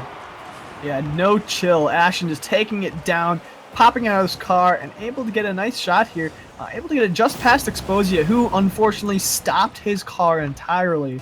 He had no momentum going into that challenge, so he wasn't able to get there in time. That's only 10 seconds. We've already seen one goal. Yeah, I mean, if Ashton has no chill, he's clearly not in the UK where it is currently freezing. Oh yeah, I heard you guys have it's pretty cold there right now. Here's Pretty Ashton pushing it forward. Exposia now. Popping it into his offensive corner, but good clear by Ashton over to Eichwolf. Oh, and a good challenge by MNG. That bounce though, Exposia taking the shot by long shot. Exposia gets in the goal for the equalizer. Oh, Ashton got caught so off guard by this bounce. Look at him just flat-footed and trying to run back to goal as fast as he can. There's no way he can get there in time. MNG actually jumps over the top of Ashton. I'm not sure whether that was to block Ashton, although it did a good job of it, or whether he was just trying to get that cheeky redirect. Maybe take that goal steal from from earlier on. But 1-1 now, 4 minutes 20 left to go. Yeah, this game now is, Coyle was doing a great job on those offensive plays. Those passes and touches were on point. Oh, right as I say his passes are on point, he completely whiffs the ball. This isn't Whiff City. This is a Coyle trying to get their shots. Now Exposia overextending a little bit more, going all the way forward to get his opponent's boost when his opponents could have gotten that clear. Now this is another offensive opportunity by Eichwolf. Looking to dribble it past MNG. Let's see what he can do. Oh, that bump! A good bump and the flick into the goal. That team play. So we saw Exposia stop to pick up the boost down at the blue end, which is one of the reasons he wasn't able to get back. If he had just gone supersonic as fast as he could, he actually could have got back to challenge Ike on this, and that would have left MNG in a much better situation because that bump from Ashton opened that door. Yeah, good play by both of them. That team play coming out, great recognition by Ashton to know that he could trust his teammate with that dribbling play as long as he got in the way of the goalie. Good recognition by him and play capitalization. Now Ashton pushing this forward. Exposia looking to turn this ball around. Eichwolf is just waiting on the wall to challenge that. Good prediction by him. Now Ashton waiting patiently to challenge this ball. Pushing it in, looking for a double touch. Not going to find it. Exposia sitting back, taking the boost, and looking to bring this ball back up. Now it's MNG on the wall. Holy crap, I'm messing up that name this entire game and this entire tournament. MNG pushing it back in. Now Exposia passing it center to no one. Eichwolf has a free clear. Ooh, Eichwolf missing the dunk. This is another pop over by Ashton. Eichwolf is center, so if Ashton gets a good pass, he's not able to find it though. Eichwolf going up the wall again. Man, this ball just is not finding any of these nets. Yeah, there's lots of midfield play coming out there, but that's another overcommit and so close. But Ashton gets the angle. He's able to slip it in on the left side of that goal. Good play by him. Again, like you said, the overextensions by a Coyle have been ruining them. It's consistently the reason. Every single time that they have conceded a goal, it's been because of an overextension. There has been a single time where it hasn't been one of them being way out of position. Mm-hmm. Yeah, for sure. And if as a player, to improve, you need to be able to identify those key mistakes you're making over and over again and fix them. And if you're not going to be able to do that, then you're not going to be able to hold up against a team as good as the Flying Baguettes. Yeah. Ashton now. Definitely a learning experience. I mean, most players need better pitch awareness, and a lot of the time, the overextensions come out from poor pitch awareness. So the more aware you are of where everybody is on the pitch, the easier it is to play well. That's why a lot of people like twos rather than threes, because there's two less cars to keep track of. And it's why a lot of players don't like ones, because the pitch awareness isn't the problem there, it's consistency. So those two things make a good team. Yeah, Eichwolf leaving the ball now. MNG passing it up to Exposio, who gets a good tip over. It's going center for MNG. Oh, what gets a a demo. dunk. I mean, a demo onto Eichwolf. And now he can control this ball. I don't know where what a Ashton flip. was going, but Eichwolf was able to get that save. And now another pop high for Exposia. Oh, MNG it putting works! it net. Oh, and they're bringing this game back to a 1-point deficit. So this was really close from Eichwolf. He's trying to get that clear out, but he actually jumped just slightly too soon. Didn't have as much upward momentum as he thought. Obviously, like, a lot of people don't realize, they don't think it through. Like, if you're driving up the wall and you jump, you're going to keep on going upwards. But Eichwolf was trying to use that to his advantage. He just didn't quite have the momentum he needed to actually get a touch on that ball as it came back down. That left MNG open, and Ashton was up and got beaten. Yeah, Ashton whiffing that last ball. Now it's Eichwolf backing off to get some boost before he challenges. That boost is necessary for that save as well that he took. Now MNG looking to pass the center. He gets dunked out by Eichwolf. Eichwolf trying to force his position, trying to take boost away from his opponents. A little bit slow though, as MNG goes for the aerial play. Got a good dunk onto his opponents. It's Exposia in the air. Oh, close. Ashton with a good save and clear out by Eichwolf. Oh, Eichwolf gets dunked. Almost a goal against them. Oh, great clear on the wall. Going back into his offensive corner. And MG taping it lightly. They have 28 seconds to bring it back. There it And is. it looks like it's going to go in the opposite net. Ashton with a great shot on goal.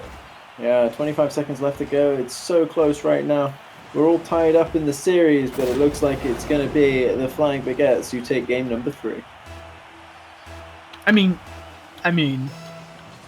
you can't say. Are you going to call that for serious? Because you might have just cursed them. No, I called it. All right. Oh, up. Yeah, that's it. Ashton taking the 4th goal for himself of this game. Eichwolf having one as well.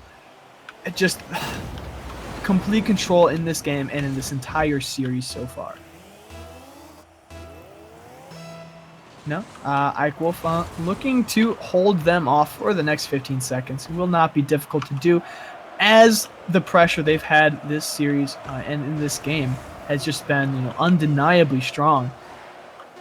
Coil doing a good job in the first game of this series, but they need to keep winning if they want to take this series and take the finals of this tournament. Yeah, that's it. I mean, Coil, they need to just sort out their consistency, otherwise it's going to be a very short series from this point forward, as if they lose the next game, they will lose the final and the lion's share of the cash going to Flying Baguettes. Of course, Coil having still made some money off this, so, they haven't done badly at all in getting to this point. It's just they could be doing so much better if they can just sort out their positioning and their team plays. Yeah, we can see their aerial game has been really strong.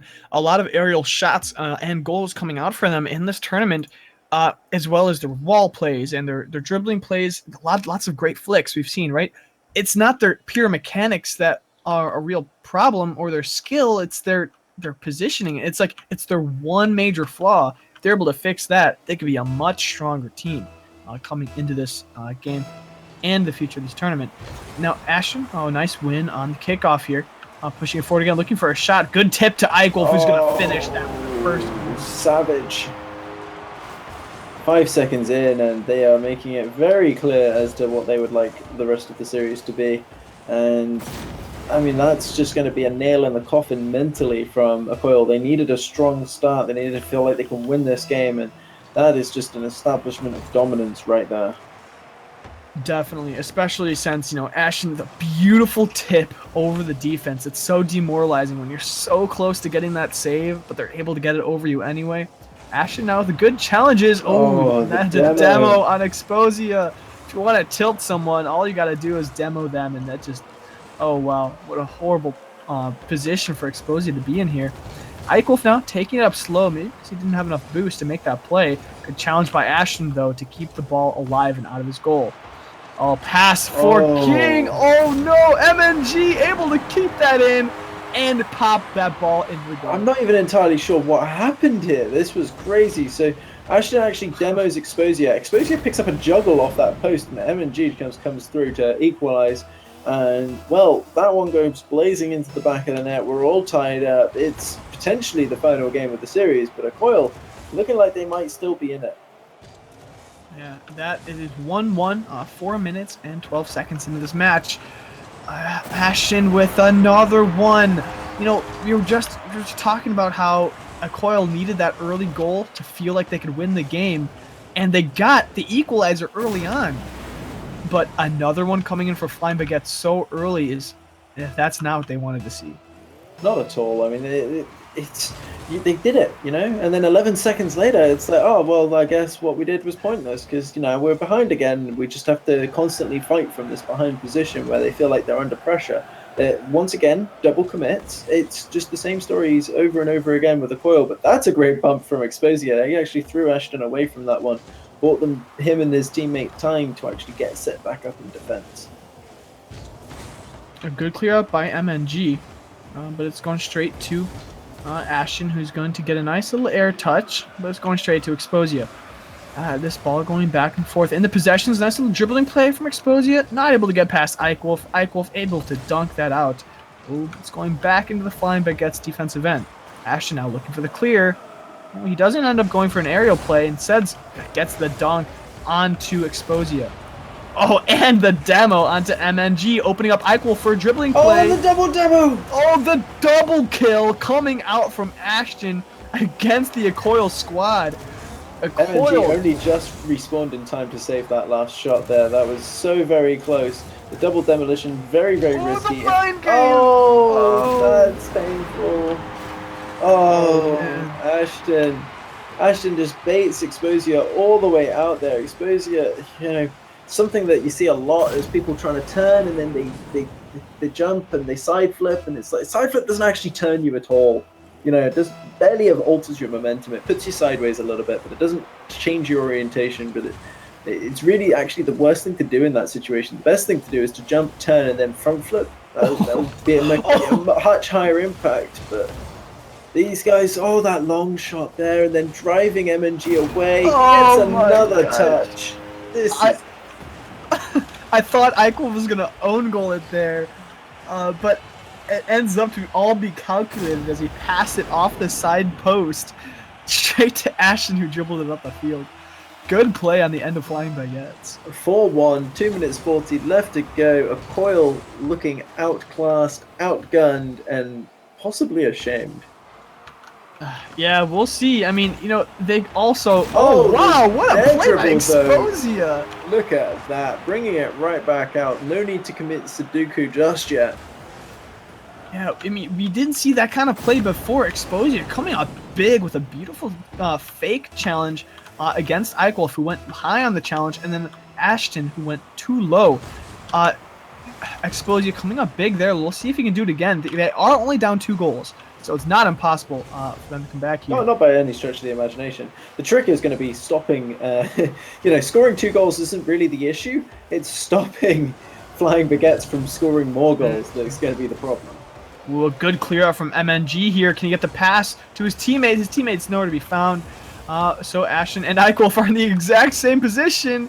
Ashton going up for a little bit of a demo, but ends up getting demoed by MNG. MNG going up for this ball. Oh, good kill out by Eichwolf to the side. This is Ashton going for this wall hit. Good shot on that. He's going to be challenging the air. He's not going to be able to hit it. And MNG looking to pass it to Exposia. Oh, just taking a shot instead. Exposia out of boost there. That wasn't great because MNG actually took the blue and the mid boost, which left Exposia with no boost to take. So that was why that play was a little slow there. Oh, Eichwolf for the miss. Can he get the rebound? He does get the tip. Oh, and it goes in the goal over both of the defenders. Feels backflip from Exposia there. Yeah. He's coming in. You can see he's just picked up a boost pad, so he goes for the double jump. He's still holding back, and this backflip ruins him there. I mean, it was it's a low percentage play, but it is your only play in that situation. There is a chance you can tip it off the crossbar. It's going to be very difficult to do. And really, at this point, these guys are just scrambling to get any kind of opportunity they can to stop from losing this series. Yeah, they're down 3 goals, 1 minute and 12 seconds left in this match. This is so necessary for every offensive play to end in a goal for them. They need to get good clears and set up nice passing plays. Otherwise, they're not going to be able to take this game or this series. They do not want to do that. That kind of mistakes is going to be the nail in the coffin for them. The stake in the vampire's heart. Ashen winning that ball possession play and just popping it over the poor defensive recoil. Absolutely. The zombie's head has been removed, and there is no way that I am ever going to predict that a coil will come back from this. I don't know what these players are doing now. Ike Wolf and MNG just sitting there typing to each other because apparently that's more important than making better plays. I think they know that it's all over. Yeah. Oh, I think they're just shocked from that kickoff. Like, I don't want to see a replay of that kickoff. I know. I wish someone had scored. A rematch. Looking for a remake here. Maybe just lag those coming in. Ike Wolf making some aerial plays here, but it doesn't. In the end, doesn't really matter. Oh my goodness! Ike Wolf is bringing this forward. While we cast. MNG looking to push this forward. It's all some consolation. What a wonderful series! What a wonderful day we've had today. We've had some wonderful playoffs. What a great capping off to the end of Season 2, the MindGames League. Now, don't forget that this league is open to everybody. So get into the Discord! !Discord in the chat, and you can get involved in Season 3, which I'm sure the details of which will be available very, very shortly. But we see Flying Baguettes taking here $60. We see the Coil team taking $30, and we see L7 taking $10 in the third place. That is your podium. I'm Silent Echo. Who are you? I am Tom Kelly. Make sure to hit me up on Twitter, TomKelly_Rocket League. Man, this series, this whole tournament has been great. It's been a pleasure to cast this. Make sure to check out, us on our social media websites, and make sure to hit up MindGames Esports on Discord so you can check out more details on Season 3. Season 3 will be announced soon, I've just been told. So you guys stick around to hear more of that.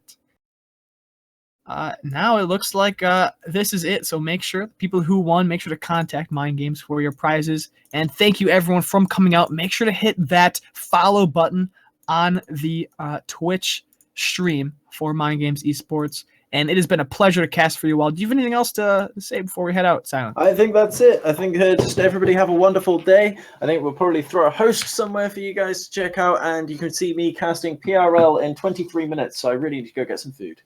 All right, sounds good. All right, everyone have a wonderful day, and thank you all for coming.